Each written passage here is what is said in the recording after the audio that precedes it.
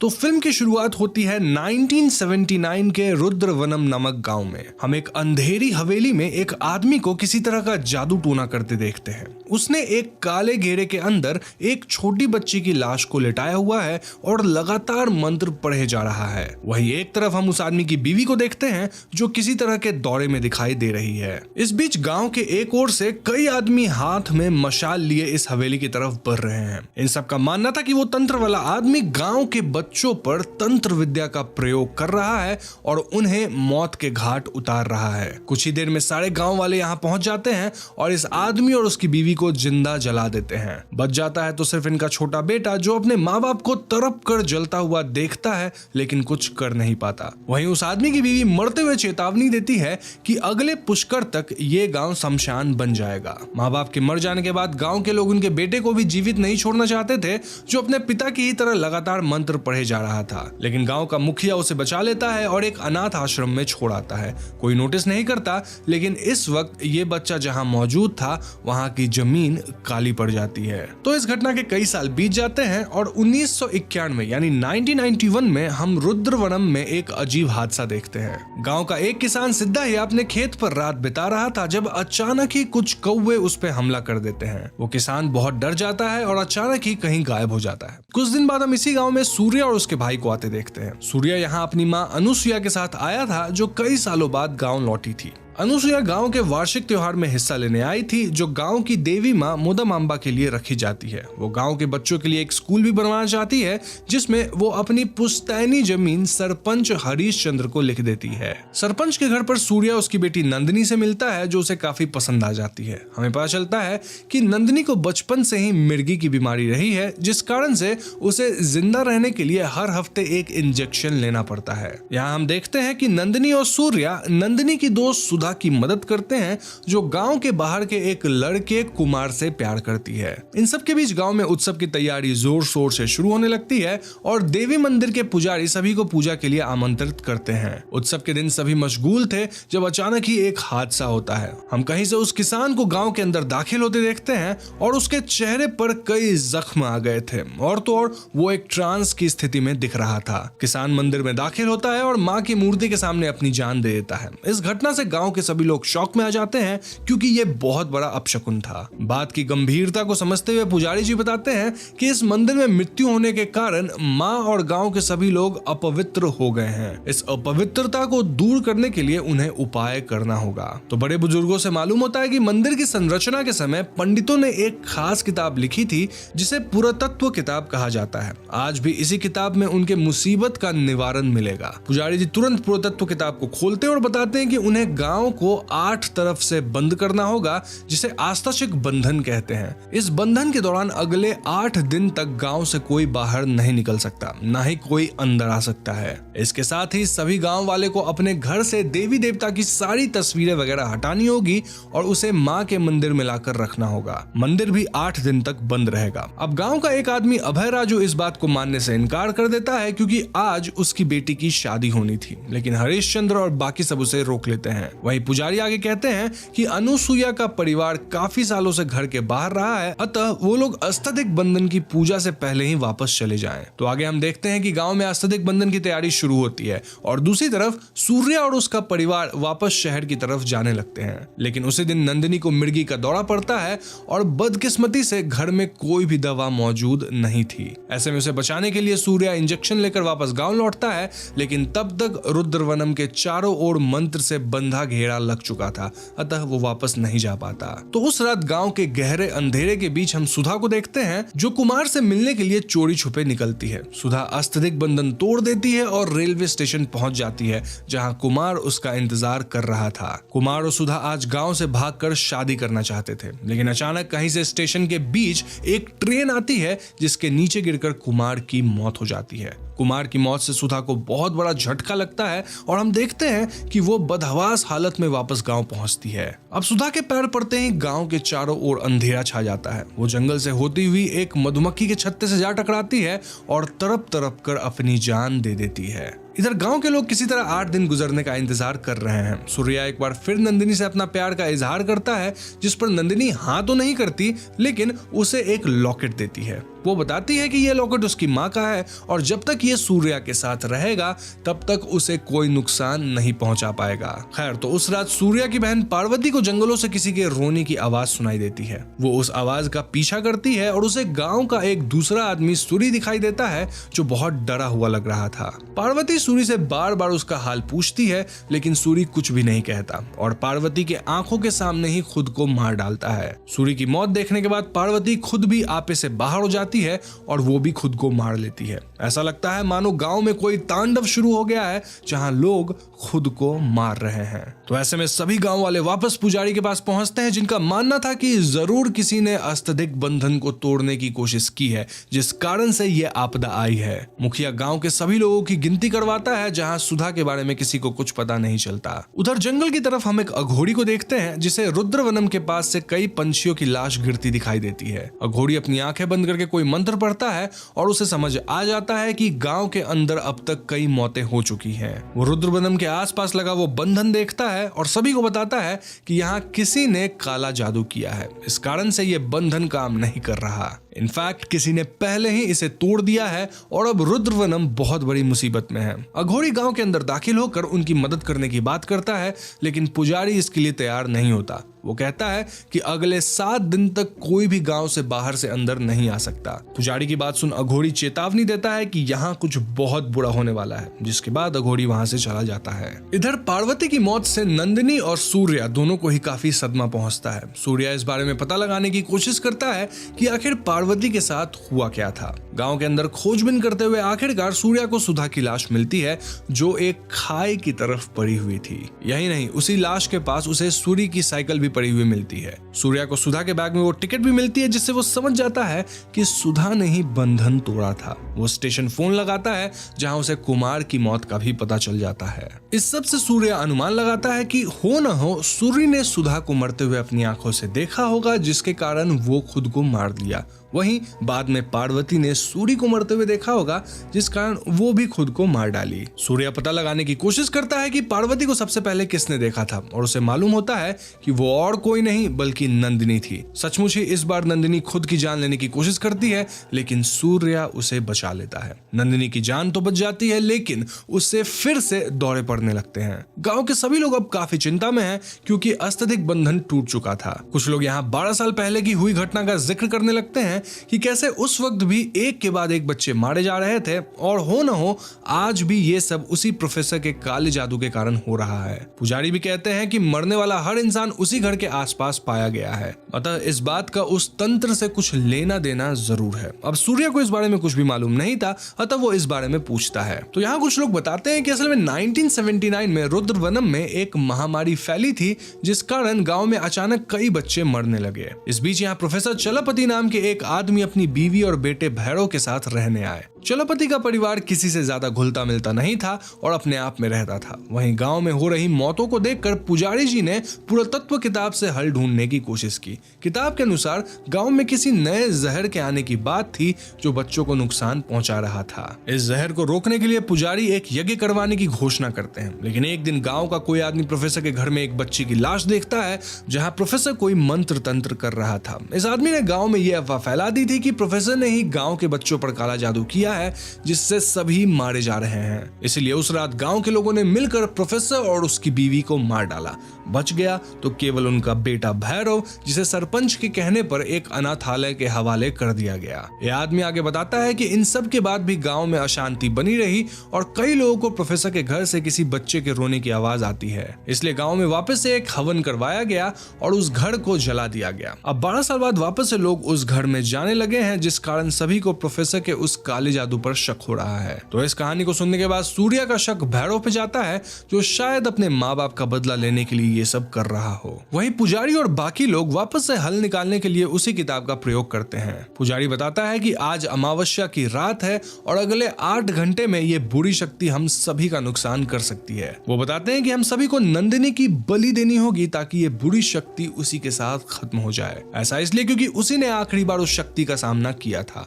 गाँव वाला ऐसा करने के लिए आगे आगे बढ़ते हैं, लेकिन सूर्य नंदिनी को प्रोटेक्ट करता है। वो वादा करता है कि वो हर हाल में सभी को बचाएगा और उस आदमी को खोज निकालेगा जो असल में रुद्रवनम पर जादू टोना किया है। तो आगे सूर्य चलपति के घर में दाखिल होता है और वहां खोजबीन शुरू करता है। प्रोफेसर के नोट्स में हमें मालूम होता है कि चलपति वाकई तंत्र विद्या में माहिर था। उसने सौर ऊर्जा को इकट्ठा करने का कोई तरीका इजाद किया था जिससे मरे हुए लोगों को वापस जिंदा करना मुमकिन है। सूर्य को चलपति के घर से एक किताब भी गायब मिलती है और वो अनुमान लगाता है कि इस किताब को किसी ने यहाँ से चुराया है। सच का पता लगाने के लिए सूर्य उसी अनाथालय में पहुंचता है जहाँ भैरव को छोड़ा गया था। ये अनाथालय अब शमशान बन चुका था और भैरव का नाम सुनते ही अनाथालय का मालिक बहुत डर जाते हैं। सूर्य को मालूम होता है कि असल में भैरव बचपन से ही बहुत अजीब बच्चा था। वो हमेशा कुछ मंत्र पढ़ता रहता था और इंसानों से नहीं बल्कि काले कौओं से बात करता था। हर रात 1 बजे वो यहाँ से निकल जंगलों की तरफ चला जाता और सुबह तक उसका कोई पता नहीं चलता। इसी बीच एक दिन अनाथालय के सभी टीचर्स उसे ढूंढने लगे जब भैरव जंगलों से वापस आ रहा था। पूछने पर वो बहुत गुस्सा हो गया और अपनी एक नजर से उसने अनाथालय के मालिक को पूरी तरह पैरालाइज कर दिया। उसके बाद वो यहाँ से भाग गया और कभी किसी को उसका पता नहीं चला। सूर्य भैरव को ढूंढने के लिए उन्हीं जंगलों में दाखिल होता है जहाँ उसके गायब होने की बात की गई थी। इस जंगल में सूर्य को वही अघोरी मिलता है जो उसे बताता है कि वो उसका इंतजार कर रहा था। अघोरी कहता है कि उसे मालूम है कि रुद्रवनम पर किसी ने पशु नाम की तांत्रिक क्रिया का प्रयोग किया है। पशु क्रिया का प्रयोग हजारों साल पहले नरसंहार के लिए किया जाता था। यह एक बहुत ही भयानक तंत्र है जिसमें एक साथ कई लोग मारे जाते हैं। इसे अंजाम देने के लिए भैरव किसी गुप्त जगह पर मौजूद होगा। सूर्य और अघोरी मिलकर जंगल के बीचों बीच एक गुफा में पहुंचते हैं जहां सूर्य को वही निशान मिलता है जो उसने अनाथालय में भी देखा था। वो समझ जाते हैं कि भैरव यहीं कहीं मौजूद होगा। अघोरी उसे ढूंढने के लिए मंत्रों का प्रयोग करता है जबकि सूर्य को वहां एक थाली मिलती है जिसमें कुमार की तस्वीर थी। वो समझ जाता है कि असल में कुमार ही भैरव था। जी हाँ दोस्तों, यही नहीं, उसे गुफा में एक किताब मिलती है जो बिल्कुल वैसी ही थी जैसे पुरातत्व किताब रुद्रवनम के मंदिर में मौजूद है। यह किताब देख सूर्य पहली बार रियलाइज करता है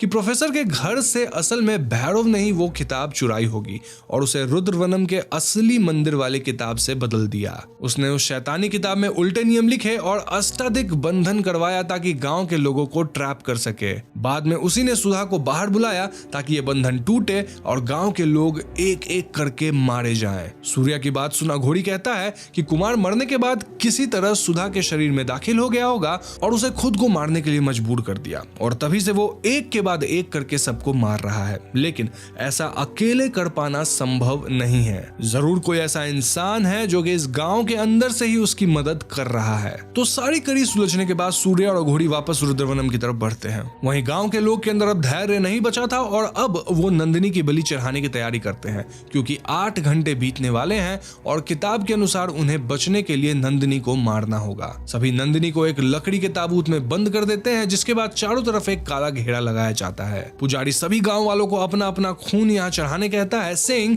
कि ऐसे ही उनकी बलि पूरी होगी। सभी ऐसा ही करते हैं। आगे हम देखते हैं कि सूर्य और घोड़ी अब यहाँ पहुंच चुके थे, लेकिन सभी गांव वाले वैसे ही बदहवास खड़े थे जैसे अब तक हर मरने वाले के साथ हुआ था। अघोड़ी बताता है कि उन्हें आने में बहुत देर हो चुकी है क्योंकि सभी गांव वालों ने भैरव की बात मान ली और खून के बंधन से खुद को बांध लिया है। सूर्य नंदिनी को बचाने के लिए उस चक्र में घुसने की कोशिश करता है लेकिन अघोड़ी उसे रोक लेता है। अघोड़ी कहता है कि ये एक अग्नि चक्र है जहां अगर वो प्रवेश करेगा तो भस्म हो जाएगा। गांव के सभी लोग अब नंदिनी के अंदर बसी भैरव की आत्मा के वश में हैं। हम देखते हैं कि भैरव की आत्मा अब इन गांव वालों को भी खुद को मारने के लिए कह रही थी और अघोड़ी इस आत्मा का सामना करता है और सूर्य को उस इंसान का पता लगाने कहता है जो भैरव का साथ दे रहा है। सूर्य को इन लोगों के बीच हरिश्चंद्र दिखाई नहीं देता और उसे लगता है कि वही है जो भैरव का साथ दे रहा है। लेकिन जब सूर्य सरपंच को ढूंढते हुए उसके घर पहुंचता है तो उसे वहां कुछ और ही पता चलता है। घर में सूर्य को एक तहखाना मिलता है जहां एक परिवार की तस्वीर थी। ये तस्वीर असल में चलपति के परिवार की थी जहां भैरव के ठीक बगल में एक बच्ची मौजूद थी। ये देख सूर्य आश्चर्य में आ जाता है और तो और इस तहखाने में काले जादू का वही निशान था जो सूर्य ने अनाथालय में और उस गुफा में देखा था। अब यहाँ सरपंच रिवील करता है कि असल में प्रोफेसर की मौत के बाद जब गांव वालों को उसके घर से एक बच्ची के रोने की आवाज आई थी तब वो कोई आत्मा नहीं बल्कि उसकी बेटी नंदिनी थी। नंदिनी को प्रोफेसर घर के अंदर छुपा कर रखा था इसलिए गांव वालों को उसके बारे में कुछ भी पता नहीं चला। सरपंच जानता था कि गांव के लोग बदले की आग में जल रहे हैं और वो नंदिनी को भी मार डालेंगे, लेकिन वो ऐसा नहीं होने देना चाहता था। इसीलिए उसने उसे बचा लिया और अपनी बेटी की तरह पाल पोस कर बड़ा किया। सरपंच की बात सुन सूर्या उसे बताता है कि उसने नंदिनी को बचाकर बहुत बड़ी गलती कर दी। भैरव के साथ देने वाली और कोई नहीं बल्कि नंदिनी ही है, जो अपने पिता का बदला लेने के लिए सभी गांव वालों को मार डालना चाहती है। तो अब नंदिनी को रोकने के लिए सूर्या वहीं पहुंचता है जहां मौत का तांडव शुरू हो चुका था। नंदिनी तंत्र शक्तियों की मदद से ताबूत तोड़ डालती है और सभी गांव वालों को एक एक करके मारने लगती है। वो एक कौवे के ऊपर आग लगाकर उससे एक पेड़ में आग लगा देती है, जो वही था जहां उसके माता पिता को मारा गया था। धीरे धीरे सभी गांव वाले उस पेड़ की तरफ बढ़ने लगे हैं। सूर्या उसे रोकने की कोशिश करता है और उसे याद दिलाता है कि उसके पिता ने मासूम लोगों को मारने की कोशिश की थी और आज नंदिनी भी वही करने जा रही है। सूर्या की बात सुन नंदिनी बहुत गुस्से में आ जाती है और उस पर भी हमला करती है, लेकिन सूर्या के गले में पड़ा लॉकेट उसे बचा लेता है। ये देख नंदिनी रुक जाती है और उससे कहती है कि उसके पिता कभी कुछ गलत नहीं कर सकते थे। नंदिनी सूर्या को बताती है कि असल में उसके पिता तंत्र विद्या के बहुत बड़े ज्ञानी थे। नंदिनी की ही तरह उसकी माँ को भी मृगी के भयानक दौरे पड़ते थे और सभी डॉक्टर्स ने जवाब दे दिया था, लेकिन उसके पिता ने अथर्ववेद और ऊर्जा और तंत्र की मदद से एक ऐसा यंत्र बनाया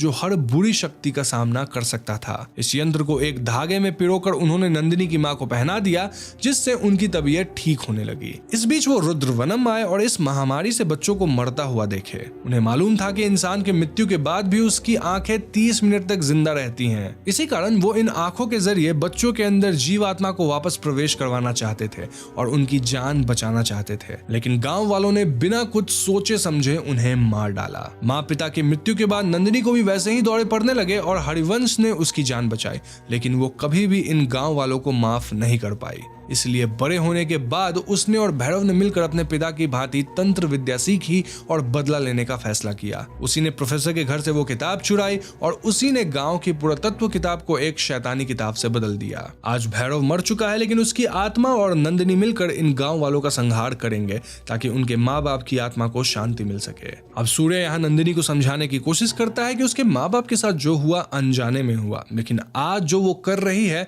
वो जानबूझकर कर रही है और ये पाप है। नंदिनी को रोकने के लिए सूर्य हर मुमकिन कोशिश करता है, लेकिन नंदिनी अपना तंत्र जारी रखती है। ऐसे में सूर्य खुद को चाकू मार लेता है। नंदिनी उसे बचाने के लिए आगे बढ़ती है और सूर्य उसे मार डालता है। सूर्य नंदिनी से माफी मांगता है कि उसके पास उसे रोकने का और कोई रास्ता नहीं था। नंदिनी उसे माफ कर देती है और कहीं ना कहीं इस सच को एक्सेप्ट कर लेती है कि उसका बदला गलत था। वहीं सूर्य की जान बच जाती है क्योंकि उसके गले में नंदिनी का दिया वही लॉकेट था जो कभी प्रोफेसर ने तंत्र शक्तियों से बनाया था। फिल्म के अंतिम सीन में हम सभी गांव वालों को नंदिनी को अंतिम विदाई देते हुए देखते हैं, जहां सभी अपने किए पर बहुत शर्मिंदा थे। सूर्या उन्हें समझाता है कि उन्हें प्रोफेसर के घर की जगह एक स्कूल खोल देना चाहिए ताकि उनका पश्चाताप पूरा हो सके। सभी लोग इसके लिए मान जाते हैं, लेकिन एंड सीन में हम सूर्या की आंखों को नीला पड़ते देखते हैं, जहां वो नंदिनी के उस लॉकेट को बहुत ध्यान से देख रहा है, इंडिकेटिंग कि उसके अंदर कोई आत्मा मौजूद है और ये बदले का खेल अभी खत्म नहीं हुआ है।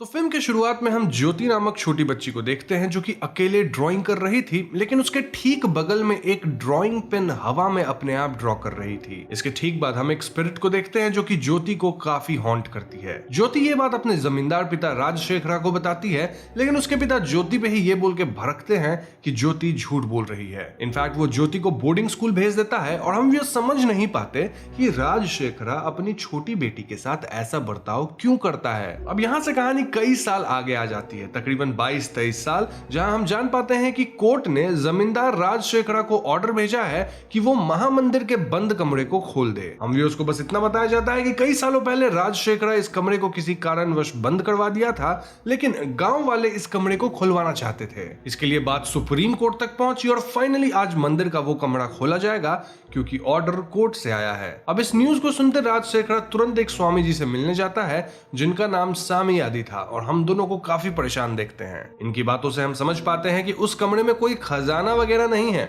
बल्कि किसी तरह का काला राज छिपा है जिससे सामयादी और राजशेखरा दोनों जुड़े हुए हैं। अब यहाँ से सीन महामंदिर पे आता है जहाँ सभी कमरे के खुलने का इंतजार कर रहे हैं। यहाँ हम जान पाते हैं कि हर वर्ष इस महामंदिर के सामने वाली पर्वत पे एक महाद्वीप जलाया जाता है और उससे निकलने वाली लौ को मुर्गन देव का रूप मान के सभी पूजते हैं। इस अवसर पे एक दूसरे काफी पहुंचे हुए स्वामी जी जिनका नाम वल्लीमाला स्वामी था, उनके सामने ये कमरा खुलवाया जाना था। और जब ये कमरा खुलता है तो यहाँ किसी को कुछ नहीं मिलता। हालांकि हम व्यूअर्स एक सेकंड के लिए देख पाते हैं कि कोई इंसानी आकृति शायद यहाँ बंधी हुई थी, जो कि मौत यानी कीट पतंग बन के उड़ गई। नाउ जब राजशेखरा को पता लगता है कि कमरे में कुछ नहीं मिला तो वो काफी खुश होता है। अब उस रात महल में हम कुछ मॉथ्स को देखते हैं जो कि राजशेखरा के ड्राइवर दुर्गेश को परेशान कर रहे थे। फिर इन मॉथ्स के थ्रू एक इविल एंटिटी दुर्गेश पे हमला कर देती है, जिससे दुर्गेश महल के पूल में गिर के मारा जाता है। अब अगले दिन दुर्गेश का क्रियाक्रम हो रहा था और वहां हम ज्योति को आते देखते हैं, जो कि ऑफ कोर्स इतने सालों बाद बड़ी हो चुकी है। इनकेस आप कंफ्यूज हो रहे हैं तो ज्योति राजशेखरा की ही बेटी है, जिसे राजशेखरा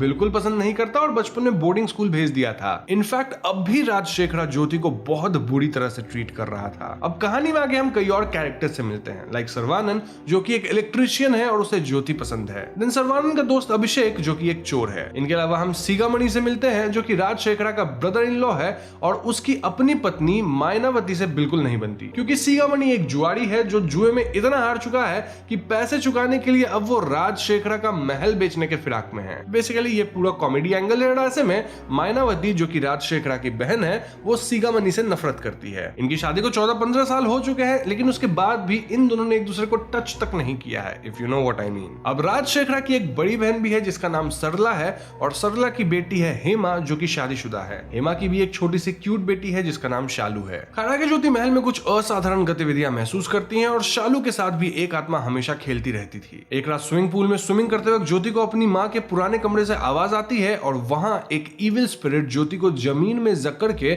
उस पर झूमर गिरा के उसे मारना चाहती थी। लेकिन ऐन वक्त पे ज्योति की माँ ईश्वरी की एक बड़ी तस्वीर बीच में आती है, जिससे ज्योति की जान बचती है। अब इस हादसे के बाद भी राजशेखरा ज्योति को ही डांटता है और ज्योति पे तरस खा के सरला उसे कुछ पास्ट की बातें बताती है। दरअसल राजशेखरा अपनी बीवी ईश्वरी से बहुत प्यार करता था, लेकिन ईश्वरी की मौत ज्योति को जन्म देते वक्त ही हो गई। तब से राजशेखरा को ऐसा लगता है कि ज्योति कर्स्ड है और इसलिए वो उसके साथ बुरा बर्ताव करता है। अब इस कहानी में और भी कई पहलू हैं और ये कहानी पूरी हद तक सच भी नहीं है, जो कि आपको वीडियो में आगे पता चल ही जाएगा। दूसरी तरफ अभिषेक अपने एक चेले के साथ इस राजमहल में घुसता है क्योंकि उसे लग रहा था कि उसके 10 केजी के सोने वाला चुराया बैग महल के अंदर है। लेकिन सच्चाई तो यह थी कि उस बैग में 10 किलो सोना नहीं बल्कि 10 किलो आटा था, और यह बात अभिषेक को पता नहीं थी। इसी बीच सर्वानंद भी अपने लोगों के साथ महल में वायरिंग वगैरह का इश्यूज फिक्स करने आया था। यहाँ हम सर्वानंद और ज्योति को थोड़ा क्लोज भी आते देखते हैं और ज्योति सर्वानंद को अपनी माँ की टेप रिकॉर्डर ठीक करने देती है, जो कि उसे अपनी माँ के कमरे में मिला था, क्योंकि इस टेप रिकॉर्डर में उसकी माँ ईश्वरी के सॉन्ग्स थे। उस रात ज्योति के साथ फिर असाधारण गतिविधियां होती है। इनफैक्ट इस बार ज्योति क्लियरली अपनी माँ को देख पाती है,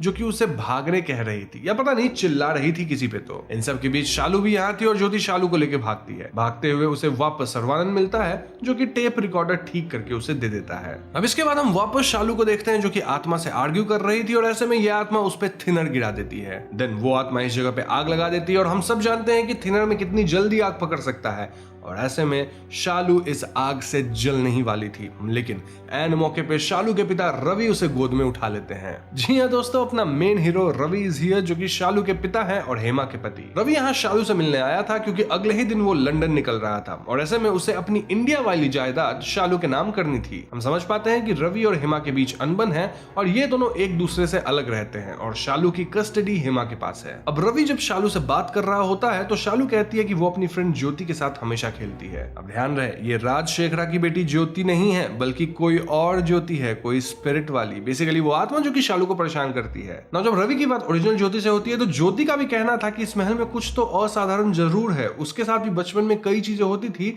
और शालू झूठ नहीं बोल रही। रवि का शक यकीन में तब बदलता है जब उसके कहने पे शालू अपनी स्पिरिट फ्रेंड को चेयर हिलाने कहती है और कुछ देर बाद चेयर वाकई अपने आप हिलने लगता है। ऐसे में रवि कल जाने का प्लान कैंसिल करता है क्योंकि अब उसे मामले के तह तक पहुंचना था। तो बस फिर क्या था, रवि तहकीकात शुरू करता है और वो सीधा ईश्वरी के कमरे में जाता है। वहां उसे एक तस्वीर मिलती है जिसमें राजशेखरा, ईश्वरी और इनके 3 हाउस हेल्पर थे। यहाँ 2 हेल्पर्स के चेहरे बिगड़े हुए थे और ये दोनों हाल में ही मारे गए थे। एक था ना अपना दुर्गेश ड्राइवर और एक बहुत पुरानी मिडवाइफ थी। इनफैक्ट रवि की आंखों के सामने तीसरे नौकर का चेहरा भी बिगड़ता है, हु वाज काली, और ऐसे में रवि समझ जाता है कि अब काली की इस इविल स्पिरिट के हाथों मौत होगी। रवि काली को कांटेक्ट करने की कोशिश करता है लेकिन काली रवि की बात समझ नहीं पाता। ऐसे में हम काली के पास भी कीट को आते देखते हैं और इन द एंड काली मारा जाता है। अब काली के साथ यहाँ एक पंडित भी था जो कि बच गया था और रवि आके इस पंडित से मिलता है। पूछताछ से पता चलता है कि आज से ठीक 22 साल पहले ये पंडित रवि शेखरा को काली, दुर्गेश और अपने बाकी आदमियों के साथ देखा था और ये लोग अपने साथ किसी इंसान को लपेट के किसी चादर में कवर करके ले जा रहे थे। देन उस कवर्ड इंसान को मंदिर के उस कमरे में लॉक कर दिया गया था फॉरएवर, लेकिन गांव वालों को लगा कि कमरे के अंदर कोई खजाना है। ऐसे में कोर्ट से केस जीत के गांव वाले कमरा खुलवा दिए और तब से गांव में लोग मरने लग गए हैं। इन बातों का पता लगता है रवि तुरंत वल्लीमाला स्वामी से मिलता है और वो रवि को कुछ बातें बताते हैं जो हम भी उसको नहीं बताया जाता। हम बस इतना समझ पाते हैं कि रवि और वल्लीमाला स्वामी मिलकर इस बुरी आत्मा का सामना करने वाले हैं। तो इसके बाद वल्लीमाला स्वामी के कुछ पंडित लोग घर में एक भूत पकड़ने वाला यंत्र लगा के कुछ प्रक्रिया शुरू करते हैं और इससे हम जान पाते हैं कि घर के अंदर एक नहीं बल्कि 2 आत्माएं हैं और इनमें से एक बड़ी वाली जो आत्मा है वो सर्वानंद के अंदर समाई हुई है। जी हाँ दोस्तों, पजेस सर्वानंद ही काली को मारा था और उसके अंदर किसी और की नहीं बल्कि ईश्वरी की आत्मा थी। ईश्वरी अपनी बेटी ज्योति, अपने पति राजशेखरा और इनके समेत कई और लोगों को मारना चाहती थी। पर भला एक माँ ही अपनी बेटी और अपने पति को क्यों मारना चाहेगी? वेल, इसका जवाब आपको तुरंत ही मिल जाएगा। अब इस पॉइंट पे राजशेखरा को पता नहीं था कि सर्वानंद के अंदर उसकी पत्नी ईश्वरी की आत्मा है और वो राजशेखरा को लेके सामी आदि स्वामी से मिलने चला जाता है। राजशेखरा काफी डरा हुआ था और उसकी बातों से क्लियर था कि वो जानता है कि ईश्वरी की आत्मा वापस लौट गई है। इस पॉइंट पे पजेस सर्वानंद अंदर आता है और वो स्वामी और राजशेखरा दोनों पे हमला कर देता है और ये दोनों अपनी जान बचा के भागते हैं। भागते हुए रास्ते में राजशेखरा को रवि अपनी कार में मिलता है और राजशेखरा इतना धूर्त था कि वो रवि के साथ यहाँ से कार में भागता है और सामी आदि स्वामी को मरने छोड़ देता है। रवि राजशेखरा को तुरंत महाद्वीप वाली पर्वत पे ले जाता है जहाँ शक्ति देवी की बड़ी मूर्ति थी और इस जगह पे वल्लीमाला स्वामी और उनके शिष्य भी थे। इन सब के सामने फाइनली राजशेखरा अपने सारे राज खोलता है जो मैं अब आप व्यूअर्स को भी बताऊंगा। तो कहानी 22-23 साल पहले की है जब सामी आदि स्वामी अपने बेटे की शादी कर रहे थे और समारोह में उन्होंने राजशेखरा को मुख्य अतिथि के रूप में बुलाया था। सामी आदि के बेटे चेतन की शादी और किसी से नहीं बल्कि ईश्वरी से हो रही थी क्योंकि ये दोनों एक दूसरे को पसंद करते थे। लेकिन राजशेखरा ईश्वरी की खूबसूरती को देख के मंत्रमुग्ध हो गया और वो अपने हाथों से समारोह के बीच में ही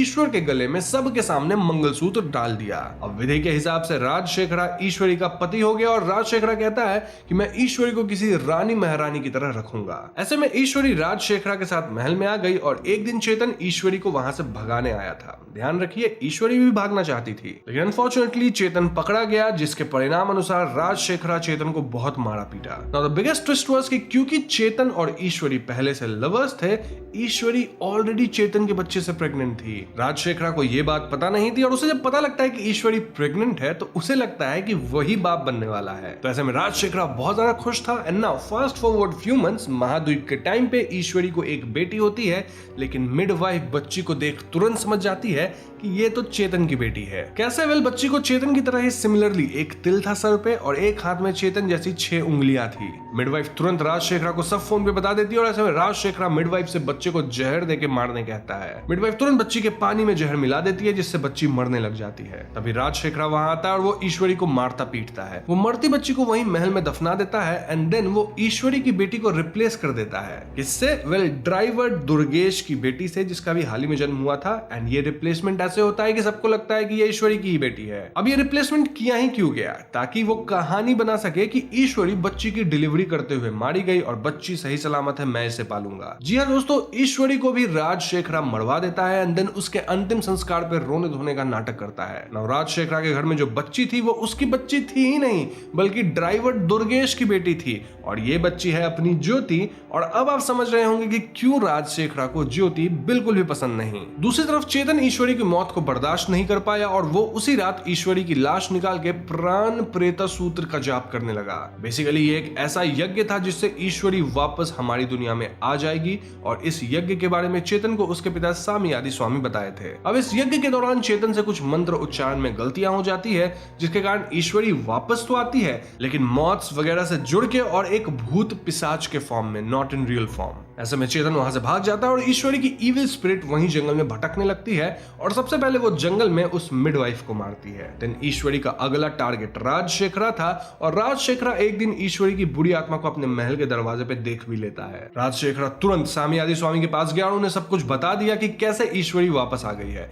ऐसे में सामी आदि स्वामी अपने बेटे चेतन को झूठ बोल के उसे बहला फुसला के ईश्वरी को अपने पास बुलाने कहते हैं और जैसे ही चेतन बुलाता है तो ईश्वरी आती है, वैसे ही ये सब लोग मिलके ईश्वरी को पकड़ लेते हैं। दिन राजशेखरा, उसके नौकर लोग, सामी आदि स्वामी और कुछ और लोग मिलके ईश्वरी को मंदिर के उसी कमरे में बंद कर देते हैं और ये वही कमरा है जिसे खोलने से राजशेखरा हमेशा मना करता था। अब इसके बाद सामी आदि को पता चलता है कि ईश्वरी को मंदिर ले जाते वक्त जो उसके अपने बेटे चेतन से थोड़ी धक्का मुक्की हुई थी, उसमें चेतन एक नुकीली पेड़ की टहनी पे गिर गया और वो मारा गया। जी हाँ दोस्तों, चेतन के मरने से सामी आदि एकदम टूट गए और तब से आज तक वो तपस्या में ही लगे हुए हैं। तो उम्मीद है कि अब आप लोग को पास्ट की कहानी समझ आ गई होगी और आपके दिमाग में जो भी डाउट चल रहे होंगे वो क्लियर हो गए होंगे। वैसे यहाँ कुछ और ट्विस्ट अभी बाकी है। तो नाउ कमिंग टू प्रेजेंट, सामी आदि स्वामी को ईश्वरी पकड़ ली थी और वो उन्हें मारती नहीं बल्कि एक ऐसा सच बताती है जिससे कहानी में और ट्विस्ट आता है। दरअसल उनका बेटा चेतन किसी नुकीले पेड़ पे गिर के नहीं मरा था बल्कि उसे राजशेखरा के आदमियों ने मारा था। जी हाँ दोस्तों, वो लोग चेतन को मार के ऐसा प्रिटेंड किया एज इफ धक्का मुक्की में चेतन पेड़ पे गिर के मरा है, वो भी अपने बाप के हाथ हो। अब इस बात का पता लगते हैं सामी आदि स्वामी क्रोधित हो जाते हैं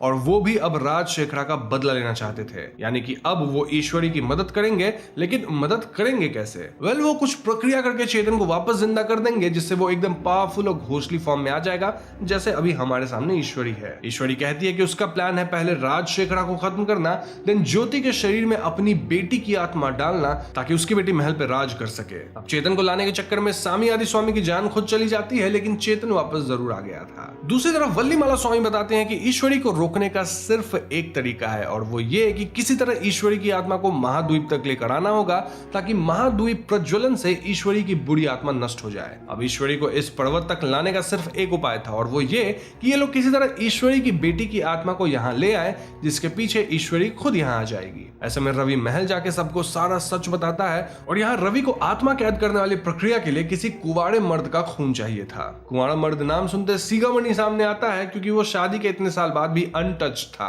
if you know what I mean. खैर, तो सीगामणि का खून लिया जाता है और शालू की मदद से ये लोग ईश्वरी की बेटी की आत्मा को बुलाते हैं। अब उसकी आत्मा को कैद करने के लिए महल से बाहर लाना था, लेकिन आत्मा बाहर आ ही नहीं रही थी। ऐसे में गलती से चोर अभिषेक वो टेप रिकॉर्डर लेके बाहर जाता है जिसमें ईश्वरी का सॉन्ग था। नाउ ऑफ कोर्स ईश्वरी की बेटी को इस टेप रिकॉर्डर से लगा होगा ही और वो इसे लेने के लिए बाहर आती है। इसी मौके का फायदा उठा के ईश्वरी की बेटी की आत्मा को एक कठपुतली में कैद कर लिया जाता है। नाउ रवि और ज्योति फौरन इस कठपुतली को लेकर पर्वत पे पहुंचते हैं जहां वल्लीमाला स्वामी अपना सेटअप बिठा के रेडी थे। तो जैसे ही ईश्वरी यहाँ आती है, वल्लीमाला के शिष्य लोग एकदम कूद फान करते हुए ईश्वरी को जादुई रोप से जकड़ लेते हैं। यहाँ हम सर्वानंद को भी देख पाते हैं क्योंकि उसके शरीर में ही तो ईश्वरी थी। तो हाँ, सर्वानंद भी कई टाइम पे दिखता था, कई टाइम पे ईश्वरी दिखती थी, भेष बदलते रहता था। अब जकड़े जाने के बाद ईश्वरी एक आखिरी बार राजशेखरा से एक सवाल करने की गुहार लगाती है। नाउ जैसे ही राजशेखरा सामने आता है, ईश्वरी हंसते हुए चेतन की आत्मा को पीछे से बुलाती है जो राजशेखरा पे हमला करके उसे मार देता है। देन चेतन और ईश्वरी मिलके सब पे भारी पड़ने लगते हैं और पाशा पूरी तरह पलट चुका था। यहाँ काफी मारपीट होती है जहाँ चेतन और ईश्वरी का कॉम्बो स्वामी जी के शिष्यों को भी अपने कब्जे में कर रहे थे। अब इन्हें रोकने का सिर्फ एक ही तरीका था एंड दैट इज सूर्यास्त होते ही महाद्वीप को जलाना। रवि यहाँ हाथी के दांत में आग लगा के महाद्वीप जलाने बढ़ता है, वहीं ईश्वरी ज्योति के अंदर अपनी बेटी की आत्मा डालना शुरू करती है। ईश्वरी और चेतन का कॉम्बो रवि के रास्ते में भी कई बाधाएं डालते हैं ताकि वो रुक सके, लेकिन एन मौके पे रवि महाद्वीप प्रज्वलित कर देता है। लिटरली वो हाथी का दांत फेंकता है एंड देन विक में वो लगता है, नाग प्रज्वलित होता है। अब जैसे ही दीप जलता है उसकी रोशनी चारों ओर फैल जाती है और इससे ज्योति के अंदर ईश्वरी के बेटी की आत्मा नहीं आ पाती। इनफैक्ट महाद्वीप प्रज्वलन से हम देवी माँ के शेर को जिंदा होते देखते हैं जो एक ही झटके में ईश्वरी और चेतन की आत्मा को खत्म कर देता है। इन द एंड सब कुछ ठीक हो गया था, जहां सर्वानंद भी बच गया, ज्योति भी बच गई, रवि और वल्लीमाला स्वामी भी सही सलामत थे। मरा तो सिर्फ राजशेखरा जो कि लेट्स बी ऑनेस्ट डिजर्व भी करता था।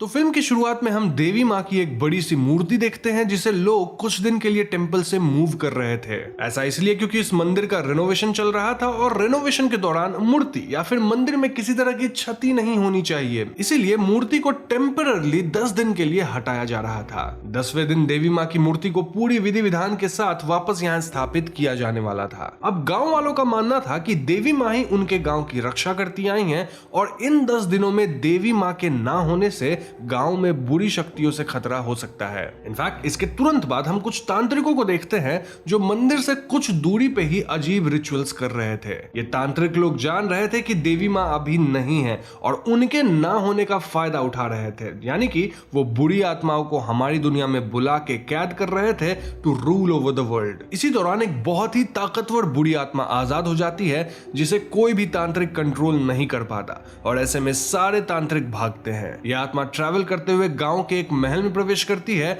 और इस आत्मा को महल में जाते एक बाबा देख लेते हैं जो कि गूंगे थे। अब इस महल के जो मालिक थे वही टेंपल की रेनोवेशन का काम भी करवा रहे थे और वो जब अपने महल वापस जा रहे थे तो वो गूंगे बाबा इन्हें चेतावनी देने की कोशिश करते हैं, लेकिन बाबा तो कुछ बोल सकते नहीं थे, वो बस शोर मचा रहे थे तो किसी को कुछ समझ ही नहीं आता और मालिक बिना परवाह किए महल में जाते हैं। ऐसे में उस रात एक शैतानी शक्ति मालिक पे हमला कर देती है जिससे उन्हें काफी चोट आती है और घर वाले उन्हें तुरंत अस्पताल लेके जाते हैं। अस्पताल में पता चलता है कि मालिक कोमा में जा चुके हैं और कोमा के दौरान उनका ख्याल महल पे ही रखा जाएगा। अब इससे पहले मैं आपको आगे की कहानी बताऊं, मैं आपको कुछ कैरेक्टर से इंट्रोड्यूस कर देता हूं जो कि फिलहाल महल में हैं। तो मालिक के दो बेटे हैं जिसमें बड़े बेटे का नाम रमेश है और रमेश की बीवी का नाम संध्या है। इस कपल का एक छोटा बेटा भी है जिसका नाम सुरेश है। अब मालिक के छोटे बेटे का नाम मुरली है और उसकी फियांसे का नाम अनीता है। घर में कुछ नौकर भी है जिसमें एक भाई बहन है नेम्ड कोमल एंड वीरा। इनकी कहानी कुछ ऐसी है कि वीरा कोमल को उसके आशिक के साथ ट्रेन पे भागने नहीं दिया था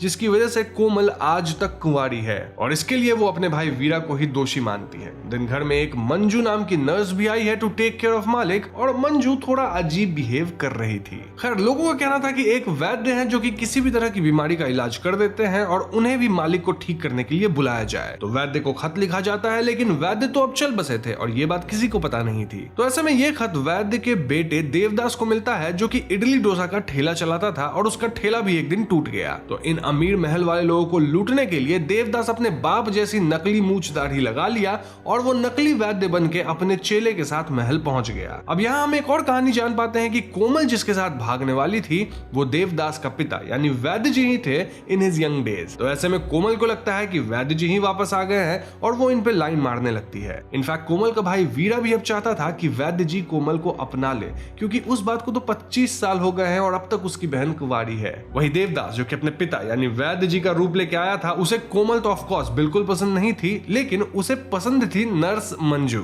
तो अब जबकि आप महल में रहने वाले सभी लोगों की डायनामिक्स जान गए हैं तो अब हम कहानी में आगे बढ़ सकते हैं। तो आगे मंजू को अजीब तरह से पूजा करते देखते हैं। वहीं बच्चे सुरेश को अजीब आकृतियां नजर आ रही थी। हद तो तब हो जाता है जब एक रात मुरली अपने पिता को बेड से ऊपर हवा में लेविटेट करता पाता है। हम देख पाते हैं कि मुरली के ऊपर एक घोस्टली फिगर थी और मुरली श्योर हो गया था कि यहाँ कुछ तो पैरानॉर्मल जरूर है। अब अगली सुबह मुरली अपनी फियांसे अनीता के साथ था और वो नोटिस करता है कि घर का ड्राइवर अनीता को गंदी नजर से देख रहा था। ऐसे मुरली ड्राइवर को अच्छा खासा पीट के वहां से भगा देता है और इसमें ड्राइवर का हाथ भी टूट जाता है। अब उस रात ड्राइवर दारू वारू पी लेता है और एक चाकू लेकर वो मुरली से बदला लेने यानी उसे मारने वापस महल में आता है, लेकिन यहाँ उस ड्राइवर पे वो बुरी आत्मा हमला करके उसे मार देती है। इस हादसे के दौरान हम मंजू को कभी खिड़की पे तो कभी कुएं के पास छिपते पाते हैं। वहीं अनीता के साथ भी असाधारण गतिविधियां होती है। अब ड्राइवर को मृत अवस्था में मुरली पाता है और ऐसे में अगली सुबह पुलिस मुरली को ही पकड़ ले जाती है क्योंकि एक दिन पहले मुरली ही ड्राइवर से लड़ा था। ये सब कांड हो जाने के बाद रवि नामक इंसान महल पे आता है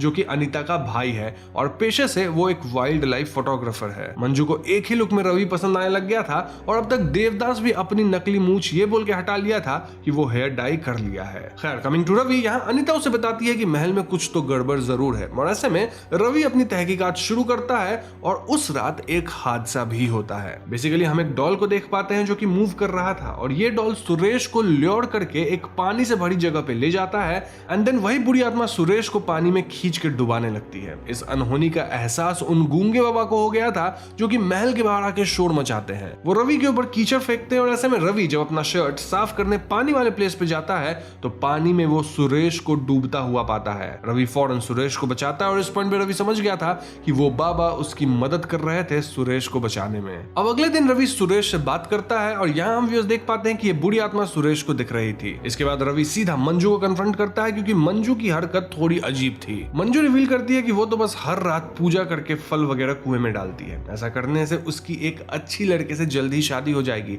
और वो चुपके से ये सब इसलिए करती है क्योंकि पूजा थोड़ी अजीब सी है और लोगों को इसके बारे में पता नहीं चलनी चाहिए। सो इट वाज क्लियर कि मंजू निर्दोष है और ऐसे में रवि घर के बाउंड्री बाउंड्री वॉल के पास छानबीन शुरू करता है। बाउंड्री वॉल के पास ही क्यों? क्योंकि अगर देखा जाए तो ड्राइवर का एक हाथ टूटा था, तो वो खुद से तो बाइक चला के घर पे आया नहीं होगा, उसके साथ कोई और तो जरूर आया होगा, यानी बाउंड्री वॉल के पास कोई सबूत मिल सकता है। और इनफैक्ट वहां उसे एक मेजरिंग टेप मिलता भी है जिसपे एक कारपेंटर का नाम भी लिखा हुआ था। रवि फौरन उस कारपेंटर से मिलता है और यहाँ रवि को पता चलता है कि ड्राइवर को महल तक कारपेंटर ही अपनी बाइक से छोड़ा था। कारपेंटर क्लियरली देखा था कि ड्राइवर को एक बुरी आत्मा मारी थी और हड़बड़ी में भागने के चक्कर में उसका मेजरिंग टेप वहां गिर गया। अब कारपेंटर यहाँ कुछ और भी बातें रवि को बताता है जो हम व्यूअर्स को कहानी में आगे पता चलेगा। तो आगे महल में मुरली भी बेल पे वापस आ गया था और रवि हर जगह कैमरा और हीट सेंसर्स लगा दिया था। इनकी मदद से रवि, मुरली और मंजू को स्पिरिट्स दिखती भी है, which was very scary for them. Meanwhile हवेली में सुरेश कहीं गायब हो गया था और उसे सब खोजने लगते हैं। अब सुरेश तो एक जगह बैठा मिल जाता है, लेकिन ये इविल स्पिरिट रमेश पे हमला करके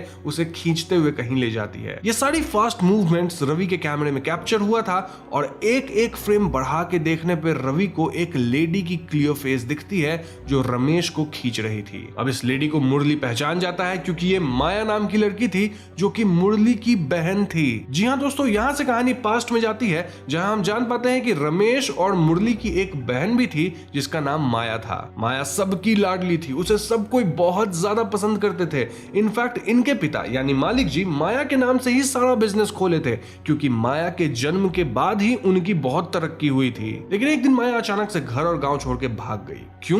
क्योंकि उसे वहीं पे काम करने वाले एक मैनेजर से प्यार हो गया था जिसका नाम अरुण था और ये चीज शायद माया के पिता कभी एक्सेप्ट नहीं करते। तो इस बात को कुछ समय बीत गया और एक दिन बेंगलुरु के हॉस्पिटल में कोइंसिडेंशियली मुरली माया को देखता है जो कि अब प्रेग्नेंट भी थी। माया के साथ उसका पति अरुण था और ऐसे में मुरली इनके घर का पता लगाता है और वो अपने पिता और भाई के साथ जाता है। सभी लोग माया और अरुण को एक्सेप्ट करते हैं। इनफैक्ट इनके पिता तो कहते हैं कि तुम लोग गांव आ जाओ, तुम्हारा एकदम स्वागत होगा और मैं अपनी आधी संपत्ति भी तुम्हें दे दूंगा। अब संपत्ति से तो माया को उतना लेना देना नहीं था, लेकिन माया वाज वेरी हैप्पी कि उसे एक्सेप्ट किया गया है, साथ ही अरुण को भी एक्सेप्ट किया जा रहा है और इतनी इज्जत मिल ही रही थी तो माया और अरुण गांव आने के लिए भी राजी हो जाते हैं। तो जिस दिन माया और अरुण को गांव आना था उस दिन मुरली स्टेशन पे एकदम इनके स्वागत के लिए खड़ा था, लेकिन ट्रेन में ये दोनों थे ही नहीं। उस दिन के बाद मुरली को माया या फिर अरुण के बारे में कुछ पता ही नहीं लग पाया। इनफैक्ट वो लोग तो अपने बेंगलुरु वाले घर को भी खाली कर दिए थे। तो इस फ्लैशबैक को सुनने के बाद रवि कहता है कि मुझे पता है माया और अरुण के साथ क्या हुआ, यानी कि उसे आगे की कहानी पता थी। अब रवि को कैसे पता? क्योंकि रवि को वो कारपेंटर आगे की कहानी बताया था। अब कारपेंटर को कैसे पता? वेल उसे ड्राइवर से बताया था जो कि आगे के हादसों का भागीदार भी था। सो अगेन हम फ्लैशबैक में चलते हैं जहां माया और अरुण ट्रेन में बैठ के गांव आ रहे थे, लेकिन उन्हें एक स्टेशन पहले ही रमेश उतरवा लेता है। रमेश का कहना था कि मैं तुम्हें पहले ही उतरवा रहा हूं क्योंकि हो सकता है गांव में कुछ लोगों को तुम्हारा आना पसंद नहीं हो, तो यहां से हम बाय रोड जाएंगे। देन वो इन्हें सुनसान इलाके में ले जाता है और वहां वो ड्राइवर के साथ मिलके माया के पति अरुण को जान से मारने की कोशिश करता है। क्यों? क्योंकि सुरेश का कहना था कि माया इनके खानदान की इज्जत मिट्टी में मिला दी है। दरअसल अरुण शायद दूसरी जाति का था और मालिक का खानदान खुद को ऊंचली जाति का मानता था। ऐसे में यहाँ काफी भागदौड़ होती है, लेकिन ये दोनों भाग नहीं पाते। एन वक्त मालिक जी यानी माया के पिता भी यहाँ आते हैं और वो भी इस सब में मिले हुए थे। वो माया को अपने हाथों से ही जहर देके उसे पीने बोलते हैं क्योंकि प्रेग्नेंट वगैरह होने के बाद वो माया को एक्सेप्ट ही नहीं कर सकते। उसके पेट में अरुण का बच्चा पल रहा है जो कि उनके हिसाब से उनकी जाति का नहीं है। अब माया इस शर्त पे जहर पीने के लिए राजी होती है कि ये लोग अरुण को यहाँ से जाने देंगे, उसे जिंदा छोड़ देंगे। तो सब हाँ हाँ करते हैं, लेकिन जैसे ही माया जहर पीती है ये लोग उसकी आंखों के सामने अरुण को मार गिराते हैं। ऐसे माया तड़पने लगती है और उसके पिता अपनी हाथों से माया का गला घोट कर उसे मार देते हैं। देन ये लोग लाश को वहीं कहीं दफना देते हैं। तो अब माया की आत्मा लौट आई है और उसे पूरे खानदान के मर्दों से बदला चाहिए। वो सबको मार देना चाहती है, इंक्लूडिंग सुरेश यानी जो छोटा सा बच्चा है, क्योंकि उसके पति और होने वाले बच्चों को भी तो मारा गया था। ये सुन के मुरली कहता है कि वो तो इस सब गंदे प्लान का हिस्सा था ही नहीं, उसे तो ये सब पता भी नहीं था, तो माया उसे क्यों मारना चाहती है। इस पर रवि कहता है कि भले मुरली गलत नहीं था, वो अपने मन में सच्चा था, लेकिन वही तो अपने पिता और भाई को माया के घर पे लाया था, तो इनडायरेक्टली मुरली भी अपनी बहन की मौत का जिम्मेदार तो हो ही गया ना। तो इन सब खुलासों के बाद महल में गांव वाले आए थे जिनका कहना था कि कल देवी माँ की मंदिर में पूजा है और उसमें कुछ रस्में मुरली को ही करनी होंगी। मुरली ये सब करने के लिए तैयार हो जाता है। इनफैक्ट आगे कुछ सीन्स में हम उसे ये सब रस्म करते भी देखते हैं। वहीं रवि और मंजू एक गुरुजी से मिलने जाते हैं जो कि मंजू के अंकल भी थे और गुरुजी माया की इविल स्पिरिट को रोकने में मदद कर सकते थे। गुरुजी पहले तो इस इविल स्पिरिट को अपने पास डायरेक्टली बुलाने के लिए रिचुअल करते हैं,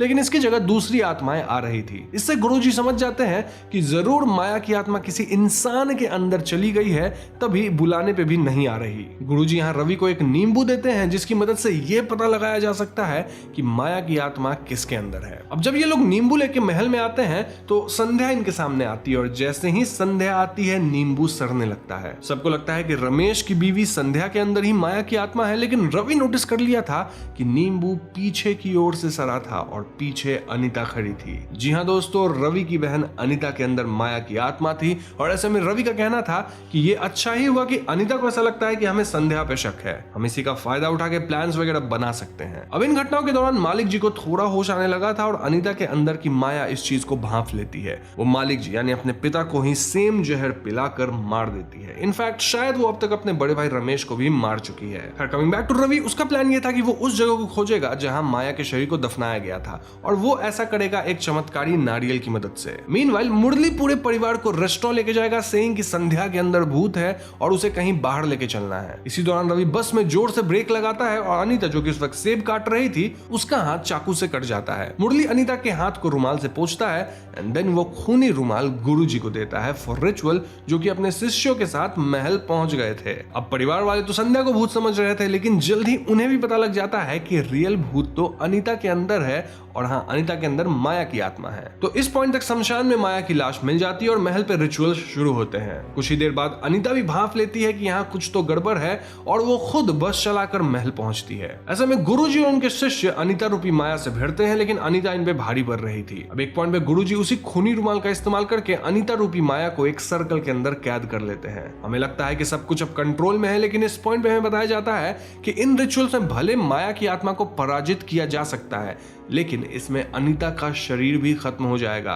तो किसी स्ट्रॉन्ग और पवित्र आत्मा वाले इंसान को आगे आना होगा और अपना शरीर दांव पे लगाना होगा। इस बात के लिए रवि राजी हो गया था और इसीलिए वो शमशान में रिचुअल्स कर रहा था। ध्यान रहे कि इस प्रोसेस में रवि बच भी सकता है और मर भी सकता है। खैर, तो इन रिचुअल से वही होता है जो हम सोचे थे, यानी माया की आत्मा पहले अपने कब्र में समाती है, लेकिन अगले ही क्षण वो रवि पे हावी हो जाती है। ऐसे में रवि सभी पे हमला करके मुरली और सुरेश को मारने निकलता है, क्योंकि ऑफ कोर्स वो पजेस्ड हो गया था। अब मुरली और सुरेश दोनों कार में बैठ के देवी माँ की मंदिर की तरफ भागते हैं, लेकिन रवि भी एक गाड़ी में इनके पीछे था और उन्हें रोकने की बहुत कोशिश करता है। लेकिन स्टिल मुरली और सुरेश किसी तरह मंदिर पहुंच जाते हैं, जहां आज मूर्ति की पूजा वगैरह करके उनकी स्थापना होने वाली थी। अब एक बार देवी माँ की मूर्ति स्थापित हो गई तो माया की आत्मा को वापस जाना ही पड़ेगा, यानी उससे पहले ही रवि के अंदर वाली माया को मुरली और सुरेश को मारना है। तो बस यहाँ रवि सबसे हाथापाई शुरू करता है और वो मुरली और सुरेश का पीछा करते हुए मंदिर भी पहुंचता है। यहाँ पूजा जोर शोर से चल रही थी, स्टिल रवि के अंदर की इविल स्पिरिट सब पे भारी पड़ रही थी। अब भी तकरीबन 10 मिनट बाकी था स्थापना होने में और ऐसे में रवि को रोकना नामुमकिन लग रहा था। लेकिन एक पॉइंट पे वो गूंगे बाबा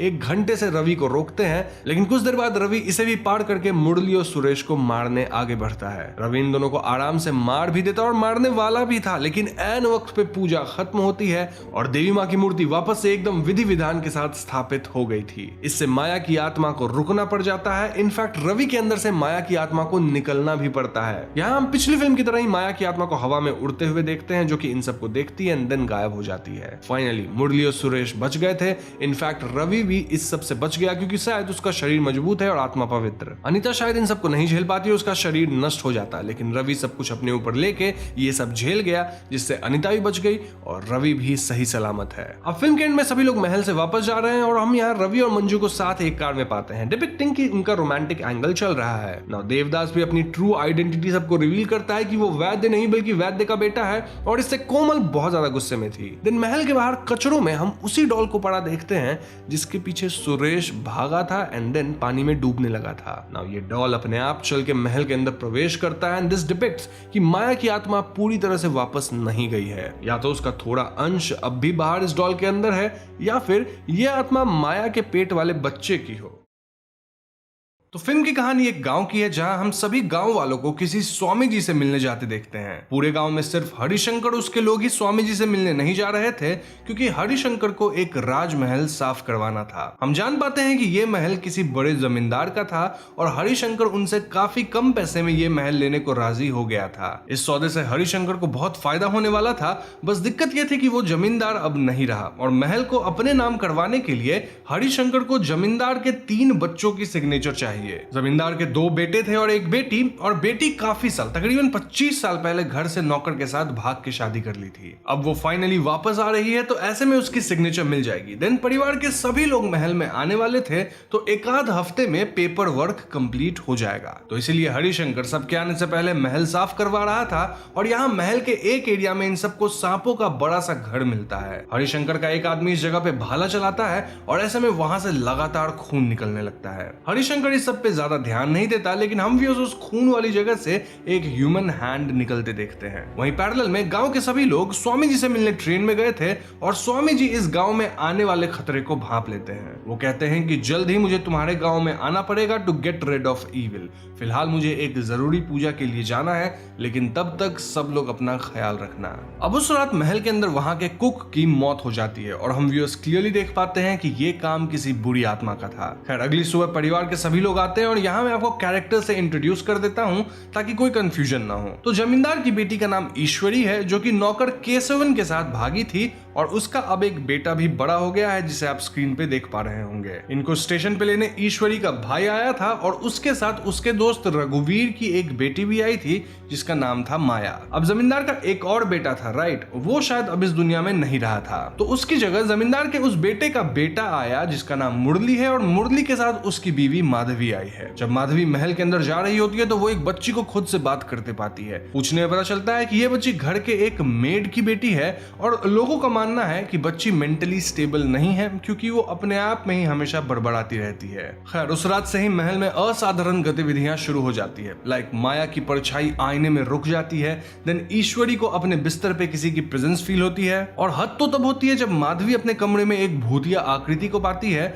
और ये आकृति खूनी हाथों से मुरली की तरफ ऐसे इशारा कर रही थी मानो उसे मुरली चाहिए। खैर अगले दिन हम महल में 3 और लोगों को चोरी छुपे घुसते देखते हैं, और इनमें मेन इंसान था पालसामी, और बाकी 2 उसके चेले थे। पालसामी की दादी का महल के ओरिजिनल ओनर यानी जमींदार के साथ चक्कर था, और वो उस महल में कोई फोटो या कोई सबूत की तलाश में आया था, जिससे वो भी महल में हिस्सा मांग सके। फिलहाल पालसामी यहाँ खुद को एज कुक बताता है, और अपने दोनों आदमियों को असिस्टेंट कुक्स, जिससे तीनों को महल में नौकरी मिल जाए और वो लोग महल में सर्चिंग वगैरह कर सके। इसी बीच घर के अंदर एक वाटर पाइप फट जाता है। नौ महल में और भी कुछ असाधारण गतिविधियां होती हैं, जिसका शिकार केशवन होता है। इससे केशवन की मेमोरी काइंड ऑफ 25 साल पीछे चली जाती है, यानी कि उसे लगने लगा था कि वो महल का नौकर है और उसे ईश्वरी को पटाना है। इन्हीं वारदातों के बीच माया पाती है कि फटे पाइप के कारण वार्डरोब में पानी घुस गया था, और इसी वार्डरोब में जमीन के कागजात थे जो कि पूरी तरह भीग चुके थे। ऐसे में हरिशंकर और मुरली नए कागजात बनवाने शहर जाते हैं, क्योंकि ये वाला कागज तो अब किसी काम का नहीं रहा। अब उसी रात हम वापस से महल की स्पिरिट या भूतनी को देखते हैं,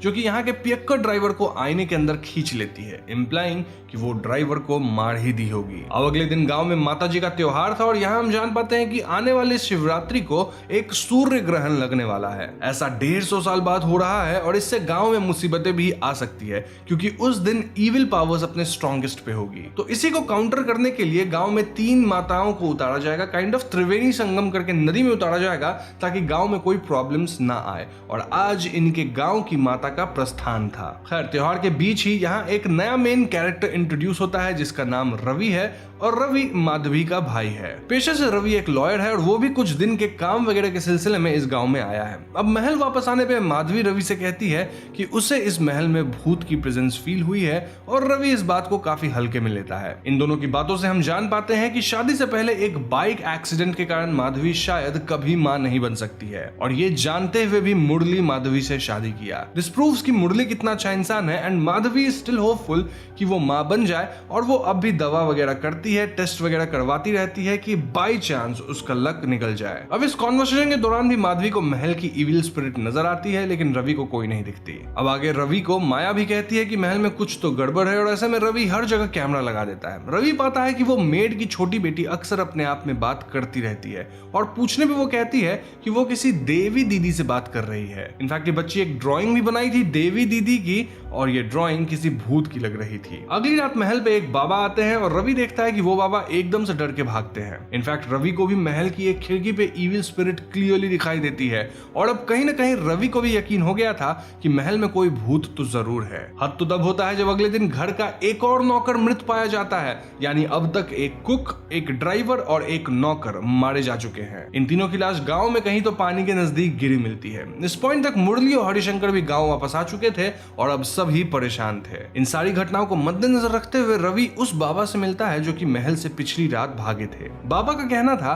कि महल में वो क्लियरली किसी औरत के अंदर बुरी आत्मा को देख पाए हैं और वही आत्मा लोगों को मार रही है। बाबा यहाँ रवि को एक खास अंडा देते हैं क्योंकि ये अंडा इविल स्पिरिट के प्रेजेंस में अपने आप एक्टिवेट हो जाएगा, मतलब इसके अंदर कुछ तो हलचल होगी। खैर महल पे पुलिस सभी लोगों से पूछताछ कर रही थी और रवि वहां अंडा लेके बैठता है। तो एक एक करके महल के सभी लोग वहां आते हैं लेकिन अंडा में कोई हलचल नहीं होती। लेकिन जब माधवी वहां आती है तो अंडा एकदम से नाच के गिर जाता है और अंडे में से खून निकलता है। इससे एक बात तो क्लियर हो गई थी कि रवि की बहन माधवी के अंदर ही वो बुरी आत्मा समा गई है। इसके बाद हम व्यूअर्स को भी मिरर के थ्रू क्लियरली दिखाया जाता है कि माधवी के शरीर पे किसी का तो कब्जा है और यहाँ हम पहली बार इस बुरी आत्मा का असली रूप देख पाते हैं जिसका नाम था देवी। अब देवी के बारे में पता लगाते हुए रवि गांव में जाता है जहां लोगों का कहना था कि देवी तो कुछ साल पहले गायब हो गई थी। देवी पे मंदिर से भगवान के गहने चुराने का इल्जाम भी लगा था। तभी रवि की मुलाकात इस गांव के पुजारी की बेटी से होती है और वो रवि को देवी का सच बताती है। दरअसल बहुत छोटी उम्र में ही देवी का परिवार गांव में पूजा करने आए थे और एक कार एक्सीडेंट में सभी मारे गए और तब से पुजारी जी ही देवी को अपने पास रख के पाले पोसे, यानी कि ये लड़की और देवी एक तरह से बहनें हो गई। यहाँ से कहानी पास्ट में जाती है जहाँ कुछ साल पहले गांव में मुरली आया था जो कि उस वक्त शादीशुदा नहीं था और तब देवी की मुलाकात मुरली से हुई थी। अब इनिशियली तो ये दोनों बहुत अटपटे ढंग से मिले थे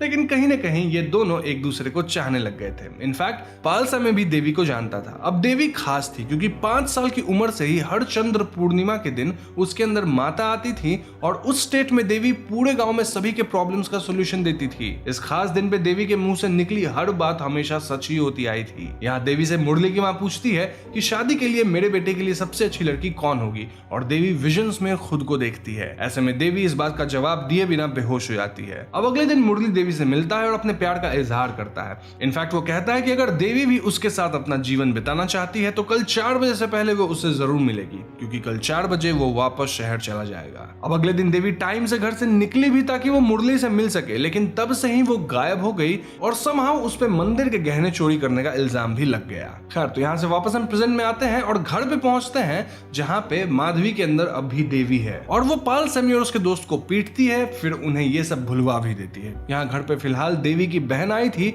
और अकेले में माधवी उसे अपना असली रूप दिखाती है। इस पॉइंट पे देवी अपनी आगे की कहानी अपनी बहनों को बताने लगती है और रवि भी छुप के सब सुन रहा था। दरअसल जब देवी मुरली से मिलने जा रही थी तो रास्ते में मंदिर का चेयरमैन देवी को रोक के मंदिर ले जाता है। क्यों? क्योंकि मंदिर के गहने चोरी हो गए थे और कोई वहां नकली गहने रख दिया था। अब जैसे ही देवी नकली गहने छूती है वो समझ जाती है कि ये चोरी हरिशंकर ने किया था। जी हाँ दोस्तों, ऐसे में देवी रोड पे हरिशंकर को कन्फ्रंट करती है लेकिन हरिशंकर देवी पे हमला कर देता है। देवी भागते हुए महल पहुंचती है लेकिन महल के नौकर, कुक और ड्राइवर मिलकर देवी का मुंह बंद करा देते हैं और देवी की आंखों के सामने मुरली वहां से निकल जाता है क्योंकि मुरली को पता ही नहीं था कि देवी आसपास है। मुरली एक अच्छा इंसान था, उसका इसमें कोई भागीदारी नहीं था, लेकिन उसे तो पता ही नहीं था कि देवी की जान खतरे में है। ये लोग देवी को छुपा दिए थे। तो हाँ, मुरली चला गया और उसके जाने के बाद हरिशंकर और उसके आदमी देवी को मार देते हैं और गहने चोरी का इल्जाम उसी पे डाल देते हैं। इनफैक्ट ये लोग देवी को जब दफनाने जाते हैं तो देवी अब भी पूरी तरह से मरी नहीं थी, लेकिन ये लोग चोटिल हालत में ही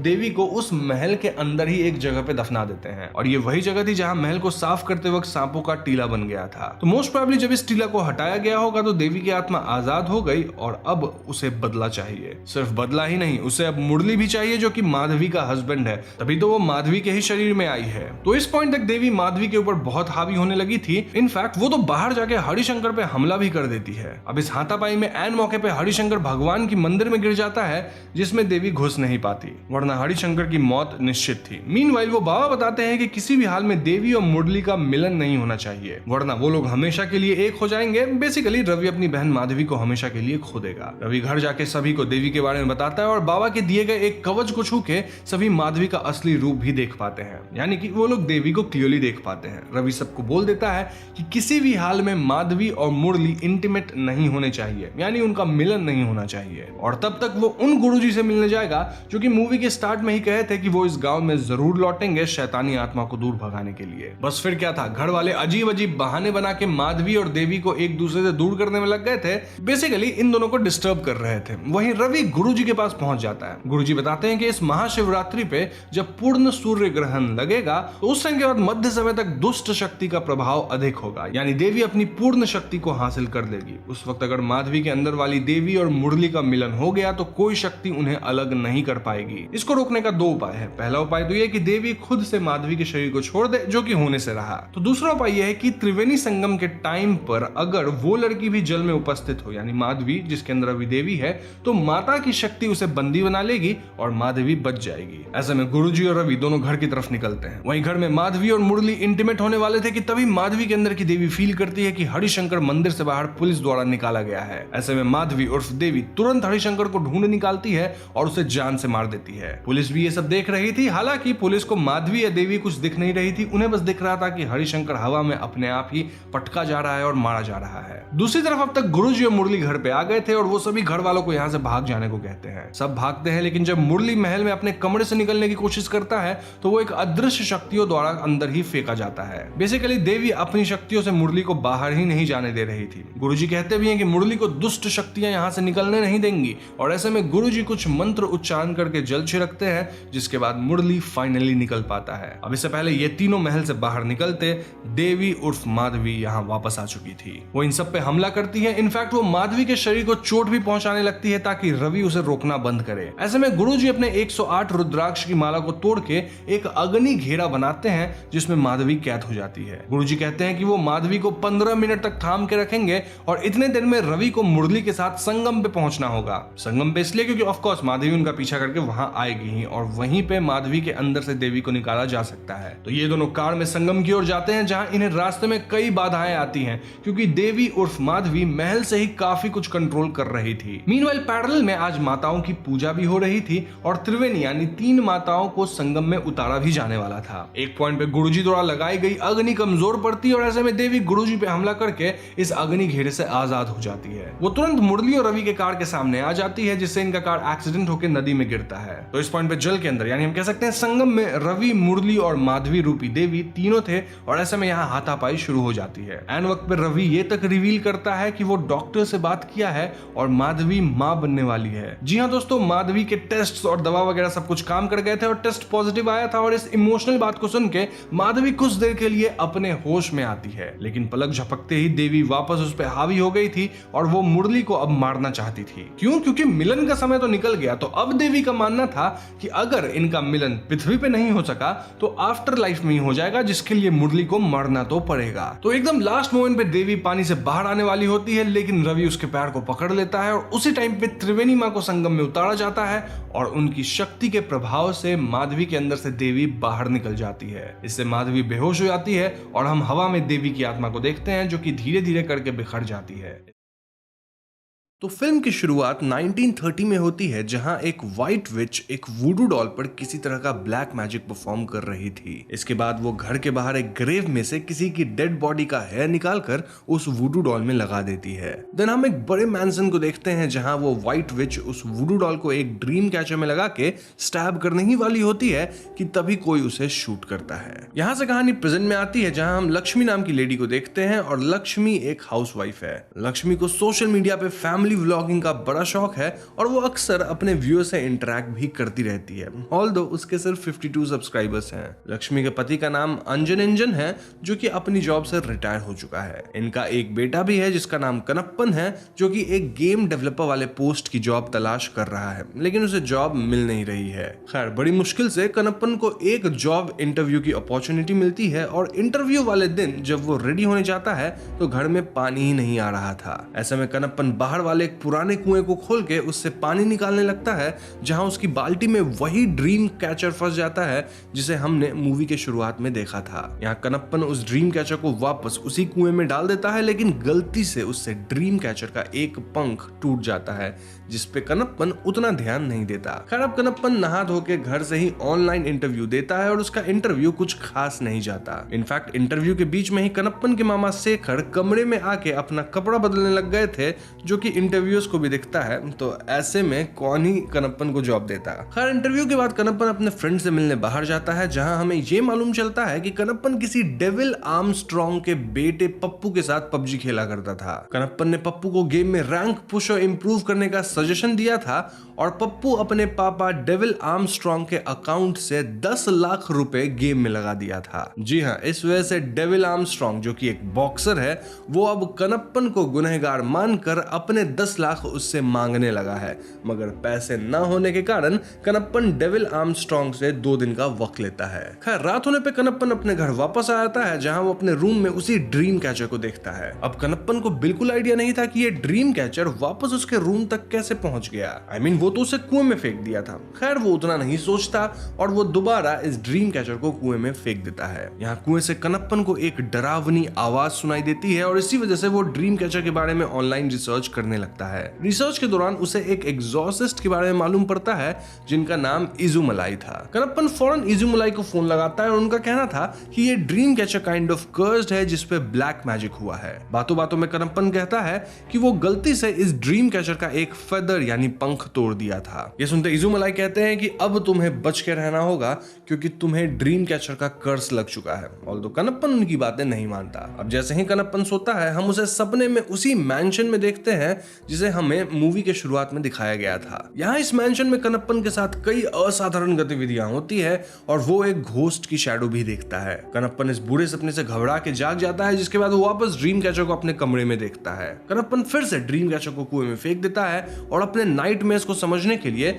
वो साइकियाट्रिस्ट डॉक्टर जॉनी के पास जाता है। डॉक्टर जॉनी कनप्पन की बातों को सीरियस नहीं लेता और उसे घर वापस भेज देता है। अब घर पे एक बार फिर वो ड्रीम कैचर अपने आप ही मौजूद था और ऐसे में कनप्पन डरते हुए वापस इजुमलाई को कॉल लगाता है और उन्हें सब कुछ बताता है। अब आज की रात जब कनप्पन सोता है तो वो वापस खुद को उसी मैंशन में पाता है। इस बार फिर से कनप्पन के साथ ढेर सारी हॉरर एक्टिविटीज होती है। इनफैक्ट अगर कनप्पन यहाँ से भागने की कोशिश करता था तो वो घूम फिर के यहीं वापस आ जाता था। कनप्पन यहाँ क्लियरली किसी लेडी घोस्ट को देख पाता है जो कि उस पर अटैक करने वाली थी और उसी से भागने की कोशिश में कनप्पन गिर जाता है, जिससे वो रियल वर्ल्ड में उठ जाता है। इन घटनाओं से डर के कनप्पन वापस एग्जॉर्सिस्ट इजुमलाई को कॉल करके अपने साथ हो रहे एक्सपीरियंसेस को एक्सप्लेन करता है। यहाँ इजुमलाई बताते हैं कि ये सब ड्रीम कैचर की वजह से हो रहा है और ड्रीम वर्ल्ड में जो भी चोट कनप्पन को लगेगी वो रियल वर्ल्ड में भी मौजूद होंगी। इनफैक्ट अगर ड्रीम वर्ल्ड में कनप्पन मारा गया तो रियल वर्ल्ड में भी वो मर जाएगा। यहाँ व्यूअर्स देख भी पाते हैं कि ड्रीम वर्ल्ड में गिरने की वजह से जो चोट कनप्पन के सर पे आई थी वो वाकई में रियल वर्ल्ड में रेप्लिकेट हो गई थी। इनफैक्ट उसका शर्ट भी वहां भाग दौड़ में फट गया था जो कि रियल वर्ल्ड में भी फटा हुआ था। अब कहीं ना कहीं कनप्पन को एग्जॉर्सिस्ट इजुमलाई की बातों पे विश्वास होने लगा था, जिसके बाद वो उनसे मिलने जाता है। मुलाकात के दौरान एग्जॉर्सिस्ट इजुमलाई कनप्पन को बताते हैं कि कर्स्ड नाइटमेयर से परमानेंटली बाहर आने के लिए कनप्पन को ड्रीम की जरूरत पड़ेगी जो उसी सपनों वाले मैंशन में कहीं तो छुपी होगी। यानी नेक्स्ट टाइम जब भी कनप्पन सोएगा और इस ड्रीम महल में पहुंचेगा तो उसे छुप छुप के ड्रीम की खोजना होगा। यहाँ बस कनप्पन को यह ध्यान रखना था कि कोई और इस ड्रीम कैचर के फेदर को ना तोड़ दे, वरना वो भी कनप्पन के साथ उसके ड्रीम वर्ल्ड में उसकी तरह ही फंस जाएगा। ये सुन के कनप्पन इजुमलाई को अपने साथ ड्रीम वर्ल्ड में आने की रिक्वेस्ट करता है, मगर इजुमलाई ड्रीम वर्ल्ड में आने से मना कर देते हैं, सेइंग कि वो सिर्फ बाहर से ही हेल्प करना पसंद करेंगे। खैर इसके बाद कनप्पन अपने घर वापस आता है जहां डेविल आर्मस्ट्रॉन्ग उससे अपना पैसा मांगने आता है। डेविल यहाँ कनप्पन के फेवरेट सामानों को तोड़ने लगता है और ऐसे में कनप्पन चालाकी से अपना ड्रीम कैचर छुपाने लगता है ताकि डेविल को लगे कि ये ड्रीम कैचर कनप्पन को पसंद है। डेविल इस चाल में फंस जाता है और वो ड्रीम कैचर का पंख तोड़ देता है। यानी आज रात कनप्पन के साथ डेविल भी सपनों में भूतिया महल देखेगा। इसके बाद कनप्पन ये सारी बात डॉक्टर जॉनी को बताता है और मजाक मजाक में डॉक्टर जॉनी भी इस ड्रीम कैचर के पंख तोड़ देते हैं। बस फिर होना क्या था, जब उस रात कनप्पन और बाकी के 2 लोग सोते हैं तो ड्रीम वर्ल्ड में कनप्पन को डेविल और डॉक्टर जॉनी भी मिलते हैं। कनप्पन उन्हें समझाता है कि कैसे वो सब एक ड्रीम वर्ल्ड में फंस गए हैं, लेकिन दोनों कनप्पन की बात नहीं मानते। इसके ठीक बाद इस मैंशन की भूतनी इन दोनों पे भी हमला कर देती है, जिससे इनकी हालत पतली हो जाती है। सिचुएशन ये था कि भूतनी कनप्पन को चोक करके मारने लग गई थी और रियल वर्ल्ड में भी कनप्पन चोक होने लगा था। वो तो भला हो कनप्पन की मां लक्ष्मी का, जो कि गलती से कनप्पन को उठा देती है, जिससे वो ड्रीम वर्ल्ड से बाहर निकल पाता है। जागने के बाद कनप्पन डॉक्टर जॉनी को पूरी कहानी बताता है और डॉक्टर अब उसकी बात मान रहा था। वहीं डेविल को अब भी लग रहा था कि ये सब उसका किसी तरह का भ्रम है। यहाँ कनप्पन और डॉक्टर जॉनी इजुमलाई से मिलने जाते हैं, जहां हम पैरानॉर्मल और black magic expert dark Davis से भी मिल पाते हैं। डार्क इजुमलाई इजुमलाई की मदद कर रही थी इस ड्रीम कैचर पे रिसर्च करने में। इनफैक्ट वो इजुमलाई को इससे जुड़ी एक किताब भी दी थी। कनप्पन यहाँ डार्क और इजुमलाई को सब कुछ बताता है कि कैसे वो महल पुराना ब्रिटिश राज वाला महल लगता है।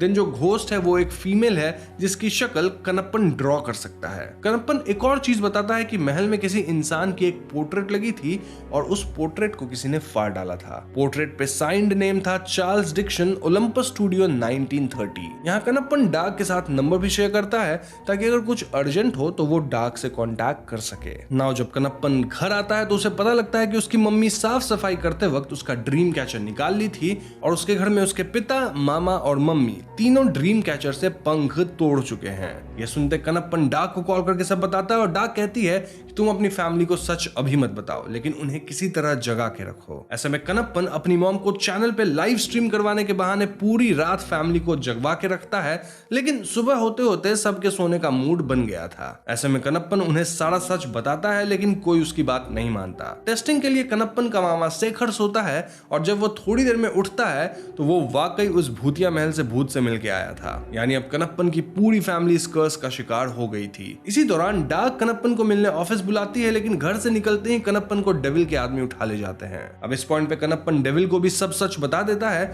जिसे सुनकर डेविल बहुत ज्यादा डर जाता है। डेविल का कहना था कि तुम भले मुझे 10 लाख रुपए ना दो, लेकिन मुझे इस नाइटमेयर कर्स से बाहर निकालो। खैर, इस कर्स के बारे में और जानने के लिए डॉक्टर जॉनी और कनप्पन वापस इजुमलाई के पास जाते हैं। इजुमलाई अब तक केस पे काफी रिसर्च कर चुके थे और उन्हें कुछ बातें पता लग गई थी। वो बताते हैं कि ये सारी असाधारण घटनाएं 1930 में हुई रॉबर्ट लैंगडन और मैगडलीन मर्डर केस से जुड़ी प्रतीत होती है। दरअसल 1930 में commander Robert Langdon doctor Magdalene Ellis नामक लड़की से प्यार करता था और जल्द ही उनकी शादी होने वाली थी। लेकिन एक दिन जब रॉबर्ट किसी काम से बाहर गया तो उसका एक सोल्जर विलियम, जो कि मैगडलीन को पसंद करता था, वो एक व्हाइट विच को मैंसन में लाता है जो मैगडलीन को पजेस करती है ताकि वो विलियम को पसंद करे। अब ये बात जब रॉबर्ट को मालूम पड़ती है तो वो विलियम को शूट कर देता है, मगर विलियम किसी तरह से बचकर भाग जाता है। इस घटना के अगले दिन रॉबर्ट और मैगडलीन की मृत शरीर महल में मिली थी और सबको लगा था कि ये काम विलियम का होगा,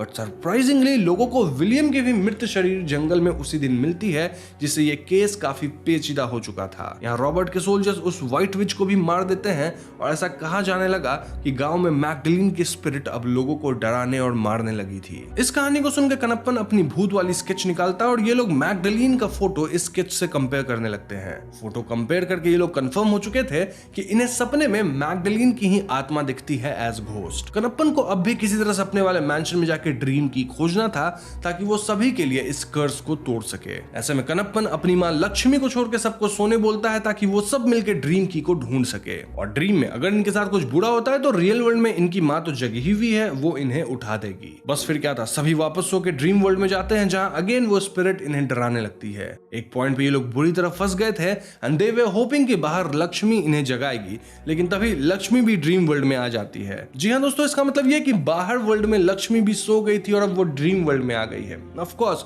वो भी एकदम स्लीप डिप्राइव्ड थी और अब वो इनके साथ यहाँ फंस गई थी। अब इस बार ड्रीम वर्ल्ड में इन्हें एक मेल घोस्ट भी दिखता है जो कि इन पे हमला कर दिया था। सभी लोग इन घोस्ट वगैरह से बचने के लिए कमरे में जाते हैं जहाँ कनप्पन एक सीक्रेट टनल डिस्कवर करता है। वो टनल के अंदर जाता है जहाँ उसमें मैगडलीन की घोस्ट हमला कर देती है। ऐसा लग रहा था मानो कनप्पन का अभी काम तमाम हो जाएगा, लेकिन एन मौके पे रियल वर्ल्ड में डार्क कनप्पन को उठा देती है, जिससे वो ड्रीम वर्ल्ड से निकल जाता है। फिर कनप्पन एक एक करके सबको उठा देता है और सभी सेफली ड्रीम वर्ल्ड से बाहर आ जाते हैं। तो इस इनकाउंटर के बाद कनप्पन इस नए मेल घोस्ट के बारे में इजुमलाई को बताता है। इजुमलाई गेस करते हैं कि वो रॉबर्ट का घोस्ट होगा, ऑल्दो वो श्योर नहीं थे। यहाँ इजुमलाई बताते हैं कि एक घोस्ट या स्पिरिट को फंसाने का सबसे आसान तरीका है उसके ऑपोजिट साइड्स एक एक मिरर रख देना। स्पिरिट्स इन दोनों मिरर्स के बीच ट्रैप हो जाएंगे और अगर 24 घंटे में कोई भी मिरर को तोड़ देता है तो ये स्पिरिट खत्म भी हो जाते हैं। खैर, इसके बाद डार्क कनप्पन को अपने आंट के घर ले जाती है जिन्हें ब्रिटिशर्स के बारे में काफी कुछ पता था।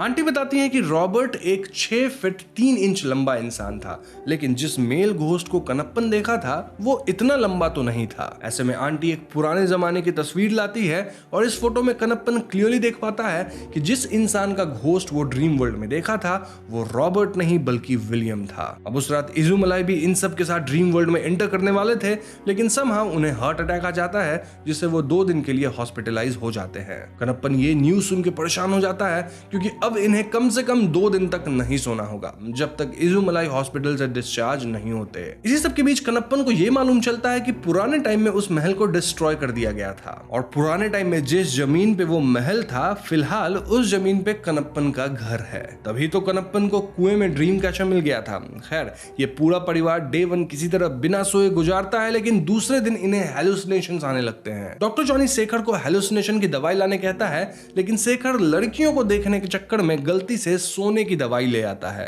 अब ये दवा खाते सभी एकदम मस्त सो जाते हैं, जिसके परिणाम अनुसार सभी वापस ड्रीम वर्ल्ड के अंदर उस मैंशन में आ गए थे। यहाँ एक बार फिर विलियम का स्पिरिट उन सब पे हमला कर देता है, लेकिन तभी कनप्पन को एग्जॉर्सिस्ट इजुमलाई की मिरर वाली बात याद आती है। ऐसे में वो विलियम के स्पिरिट को 2 मिरर के बीच फंसाने में सक्सेसफुल हो जाता है। तभी वहां मैग्डलिन की स्पिरिट गुस्से में चिल्लाने लगती है, जिससे कनप्पन कंफ्यूज हो जाता है, क्योंकि स्टोरी के अकॉर्डिंग विलियम एक तरह से विलन था और उसके जाने से तो मैग्डलिन को खुश होना चाहिए था। कनप्पन यहाँ मैग्डलिन से सच पूछता है और फाइनली मैग्डलिन इन्हें सच्ची कहानी बताती है। तो 1930 के अराउंड वो एक डॉक्टर थी जिससे विलियम प्यार करता था और वो भी विलियम से प्यार करती थी। कमांडर रॉबर्ट लैंगडन तो सिर्फ अच्छा होने का दिखावा करता था, जबकि वो 1 नंबर का ठरकी इंसान था। एक पार्टी के दौरान रॉबर्ट की नजर मैग्डलिन पे पड़ी और वो उससे शादी करना चाहता था। रॉबर्ट मैग्डलिन को जबरदस्ती अपने महल में रखने लग गया, जहां वो उसे हर तरह से प्रताड़ित कर रहा था और विलियम किसी तरह मैग्डलिन को बचाना चाहता था। मैग्डलिन यहाँ किसी को विलियम के बारे में नहीं बताई थी, वरना रॉबर्ट विलियम को पक्का मरवा देता। हालातों से तंग आकर विलियम एक व्हाइट विच से मिलता है और वो अपनी सारी प्रॉब्लम उसे बता देता है। ये व्हाइट विच वही है जो हमें मूवी की शुरुआत में दिखाई गई थी। ये व्हाइट विच विलियम की मदद करने के लिए तैयार हो जाती है, लेकिन वो उसकी मदद सिर्फ ड्रीम वर्ल्ड में ही कर सकती थी। ऐसे में ये व्हाइट विच ड्रीम वर्ल्ड में इस मैंशन का सेम रेप्लिका बना देती है, जहां विलियम और मैग्डलिन अकेले और खुशी खुशी रह पाएंगे। साथ ही वो मैग्डलिन और विलियम को ड्रीम की देती है, जो कि एक मंकीज पॉ था। इस ड्रीम की के साथ उन दोनों को एक स्पेल भी मिलता है, जिसे चैंट करके वो कभी भी इस ड्रीम वर्ल्ड से बाहर निकल सकते थे। तभी निर्माण हुआ था इस ड्रीम कैचर का और उसमें लगे फेदर्स का, साथ ही इस ड्रीम वर्ल्ड के मैंशन का। विलियम ये भी समझ गया था कि अगर ड्रीम वर्ल्ड में उन्हें चोट वगैरह लगता है तो रियल वर्ल्ड में भी वो हर्ट होते हैं। खैर रॉबर्ट को ये सब तुरंत मालूम पड़ जाता है, क्योंकि रॉबर्ट का एक सिपाही विलियम की सारी बात सुन के रॉबर्ट को बता दिया था। रॉबर्ट विलियम को मारने की कोशिश करता है, लेकिन विलियम भाग निकलता है। ऑल्दो रॉबर्ट के हाथ वो ड्रीम कैचर जरूर लग गया था, जिसका फेदर रॉबर्ट के हाथों टूट जाता है। इसके परिणाम अनुसार रॉबर्ट भी उसी ड्रीम वर्ल्ड में आ जाता है, जहां वो विलियम और मैग्डलिन को मारने के चक्कर में खुद भी मारा जाता है। बेसिकली ये तीनों ड्रीम वर्ल्ड में मारे गए, जिसके कारण वो रियल वर्ल्ड में भी मृत पाए गए थे। अब भले रियल वर्ल्ड में तीनों मारे गए हो, लेकिन इन तीनों की आत्मा इस ड्रीम वर्ल्ड में फंस गई थी और यहाँ रॉबर्ट इन दोनों को प्रताड़ित करने लगा था। वो इनसे मंकीज पॉ यानी की ले लेता है, लेकिन इसका इस्तेमाल करने के लिए स्पेल रॉबर्ट को नहीं पता था। मैग्डलिन और विलियम किसी हालत में भी रॉबर्ट को स्पेल नहीं बताने वाले थे और ऐसे में तीनों काफी टाइम तक यहाँ लड़ते रहे। फिर एक दिन एकदम से रॉबर्ट इसी मैंशन के एक दीवार में काइंड ऑफ एब्जॉर्ब हो गया, जिससे मैग्डलिन और विलियम को ऐसा लगने लगा था कि शायद रॉबर्ट को किसी तरह स्पेल का पता चल गया होगा, जबकि ऐसा बिल्कुल नहीं था। कहानी में एक और ट्विस्ट है, आगे पता चलेगा। तो तब से इस ड्रीम मैंशन में सिर्फ मैग्डलिन और विलियम ही है और इनकी कहानी सुन के कनप्पन समझ गया था कि ये दोनों बुरे लोग नहीं हैं। अगर वाकई बुरे होते तो दोनों इनकी फैमिली को कब कब मार चुके होते। वो लोग तो बस इन्हें डरा रहे थे। असली बुरा आदमी तो रॉबर्ट है, जो कि पता नहीं अभी कहां है। तो इसके बाद रियल वर्ल्ड में डार्क इन सबको जगा देती है, जिसके बाद कनप्पन और डार्क एग्जॉर्सिस्ट इजुमलाई के पास जाते हैं। इजुमलाई बताता है कि ये लोग विलियम को मिरर में फंसा दिए हैं और अगर वो मिरर 24 घंटे में ब्रेक हुआ तो विलियम की स्पिरिट भी खत्म हो जाएगी। अब अगर विलियम मरेगा तो मैग्डलिन तो गुस्सा होगी और फिर मैग्डलिन इनके फैमिली को पक्का जिंदा नहीं छोड़ेगी, इसलिए इन्हें किसी तरह विलियम को आजाद करना है। अब इस पॉइंट पे इजुमलाई व्हाइट विच के बारे में रिसर्च करने लगते हैं, जहां उन्हें एक डार्क बुक में ये हिंट मिलता है कि ड्रीम कैचर का फेदर दोनों साइड के लिए की का काम कर सकता है। आई मीन अगर फेदर प्लग करके ये लोग ड्रीम के अंदर जा रहे हैं, तो अगर ये ड्रीम कैचर को लेके किसी तरह ड्रीम में पहुंच गए तो वहां फेदर तोड़ के ये शायद बाहर भी आ पाए। इस थियरी में बस 2 प्रॉब्लम थी। पहली प्रॉब्लम ये कि ये श्योर शॉट थियरी नहीं था, यानी कि अगर सभी लोग ड्रीम में इस मेथड से अंदर गए एंड समहाउ ये काम नहीं किया तो वो लोग हमेशा के लिए ड्रीम वर्ल्ड में ही फंस जाएंगे। दूसरी प्रॉब्लम ये कि ड्रीम वर्ल्ड में ये लोग हमेशा उसी ड्रेस और सिचुएशन में आते थे जैसे ये लोग फर्स्ट टाइम गए थे। तो ये ड्रीम कैचर अंदर लेके जाएंगे कैसे? आई मीन ड्रीम कैचर का ड्रीम वर्ल्ड में रेप्लिका बनेगा कैसे? वेल इसके लिए इजुमलाई पेंटाग्राम मेथड का इस्तेमाल करते हैं और इस रिचुअल से इन सभी को ड्रीम कैचर के साथ ड्रीम वर्ल्ड में भेजा जा सकता था। बस वही डर बचा था कि अगर ये मेथड काम नहीं किया तो ये इन सब का आखिरी ड्रीम होगा, यानी वो ड्रीम वर्ल्ड में फंस जाएंगे और रियल वर्ल्ड में कोमा में चले जाएंगे। ये रिस्क सुन के कनप्पन ड्रीम वर्ल्ड में अकेले जाना चाहता था, लेकिन सभी लोग इमोशनल होकर साथ में इस रिचुअल को करके ड्रीम वर्ल्ड में फिर से जाते हैं। अब रिचुअल का पहला हिस्सा तो काम कर जाता है, यानी ड्रीम वर्ल्ड में इन्हें ड्रीम कैचर मिल गया था, लेकिन फेदर निकाल लेने के बाद भी ये लोग वहां से बाहर नहीं निकल पाते, यानी कि अब सब के सब इस ड्रीम वर्ल्ड में फंस चुके थे। वहीं दूसरी तरफ रियल वर्ल्ड में इजुमलाई ड्रीम कैचर में लगी हुई वुडू डॉल को वापस नोटिस करता है और कुछ डिडक्शंस करने के बाद हमें यह भी मालूम चलता है कि डार्क डेविस व्हाइट विच की ग्रेट ग्रैंड डॉटर है। जी हाँ दोस्तों, जिसके बाद इजुमलाई डार्क डेविस के अंदर व्हाइट विच की स्पिरिट को बुलाते हैं और उनसे वुडू डॉल के बारे में पूछते हैं। इसमें वो बताती है कि रॉबर्ट ड्रीम वर्ल्ड में भी विलियम और मैगडलीन को परेशान कर रहा था, जिस कारण से वो एक रिचुअल करी जहां वो रॉबर्ट के बाल का इस्तेमाल करके उसका एक वुडू डॉल बनाई। इस रिचुअल को हम मूवी के स्टार्टिंग सीन में भी देखे थे। देन वो बाहर से ही रिचुअल करके ड्रीम वर्ल्ड में रॉबर्ट को कैद कर दी। तभी तो अचानक से एक दिन रॉबर्ट दीवार में एब्जॉर्ब हो गया था, या फिर हम कह सकते हैं कि कैद हो गया था। वो कहती है कि किसी भी हाल में ड्रीम कैचर से वुडू डॉल को अलग नहीं करना है वरना रॉबर्ट आजाद हो जाएगा। तो ये सब पता लगने के बाद डार्क अपने होश में आती है और वो सबको बचाने ड्रीम वर्ल्ड के अंदर जाती है, लेकिन अब तक ड्रीम कैचर के गिरने से वो वुडू डॉल उससे अलग हो गया था और ऐसे में रॉबर्ट आजाद हो जाता है। अब रॉबर्ट यहाँ आते ही उत्पात मचा देता है और सब पे हमला बोल देता है। वो मैगडलीन को कैद करके उससे वापस स्पेल पूछने लगता है। मैगडलीन रॉबर्ट को कुछ नहीं बताती और ऐसे में रॉबर्ट वो मिरर्स को तोड़ने लगता है जिनके बीच विलियम फंसा था। विलियम की आत्मा को खत्म होता देख मैगडलीन रॉबर्ट को स्पेल बताने के लिए मान जाती है। इन सब के बीच बाकी लोग भी रॉबर्ट पे हमला करते हैं, लेकिन रॉबर्ट सबको इजीली पानी पिला देता है। इनफैक्ट वो कनप्पन के कंधे पे गोली तक मार देता है। नाउ मैगडलीन रॉबर्ट को वो स्पेल फाइनली बता देती है, जिसके बाद रॉबर्ट वहां से जाने लगता है कि तभी कनप्पन रॉबर्ट की तरफ बढ़ता है और उसका पैर वुडू डॉल पे पड़ता है। इस वुडू डॉल पे पैर पड़ते रॉबर्ट दर्द से चीख उठता है और ये देख कनप्पन समझ जाता है कि अगर इस वुडू डॉल को खत्म कर दिया जाए तो रॉबर्ट भी खत्म हो जाएगा। ऐसे में कनप्पन फौरन उस वुडू डॉल का इस्तेमाल करके रॉबर्ट को हराने लगता है, लेकिन रॉबर्ट चालाकी से उस वुडू डॉल को कनप्पन से दूर एक होल में गिरा देता है। इसी दौरान रियल वर्ल्ड में इजुमलाई व्हाइट विच के बुक में एक और स्पेल नोटिस करते हैं जो डार्क डेविस के नेक पर टैटू से मैच करता था। वो एक स्पेल एक प्रोटेक्शन स्पेल था जिसके कास्ट होते डार्क अपने अंदर से कुछ एनर्जी सील जैसा अनलीश करती है, जिसमें रॉबर्ट कुछ समय के लिए फंस जाता है। इतने देर में कनप्पन को वो वुडू डॉल भी मिल चुकी थी और वो वुडू डॉल पे अल्कोहल डाल देता है ताकि उसमें आग लगाया जा सके। तभी रॉबर्ट आजाद होके वापस वुडू डॉल ले लेता है, बट कनप्पन एक तलवार जमीन पे मारता है जिसकी चिंगारी वुडू डॉल पे लगती है। अब डॉल पे पहले से तो अल्कोहल था ही, तो ऐसे में डॉल में आग लग जाती है और रॉबर्ट का द एंड हो जाता है। इसके बाद कनप्पन मंकी पॉ लेता है। देन वो मैगडलीन के स्पेल का इस्तेमाल करके सभी को आजाद कर देता है, इंक्लूडिंग मैगडलीन एंड विलियम, यानी उनकी आत्माओं को शांति मिल गई, आजादी मिल गई। मोरओवर अब सभी लोग ड्रीम वर्ल्ड से निकल के रियल लाइफ में सही सलामत आ चुके थे। इसके बाद हमें 3 महीने आगे की कहानी दिखाई जाती है जहां कनप्पन इसी कहानी को बेस रख के एक गेम का डेमो डेवलप करता है जो कि बड़ी कंपनीज को बहुत पसंद आता है। ऐसे में कनप्पन को एक मस्त सा जॉब भी मिल जाता है, मतलब कि हैप्पी एंडिंग। बट फिल्म के एंडिंग सीन में हमें वापस से वो ड्रीम वर्ल्ड का मैंशन दिखाया जाता है जहां मंकी पॉ मूव हो रहा था और एक हाथ अचानक से स्क्रीन पे आता है। दिस डिपिक्ट्स कि शायद अब तक रॉबर्ट पूरी तरह खत्म नहीं हुआ है।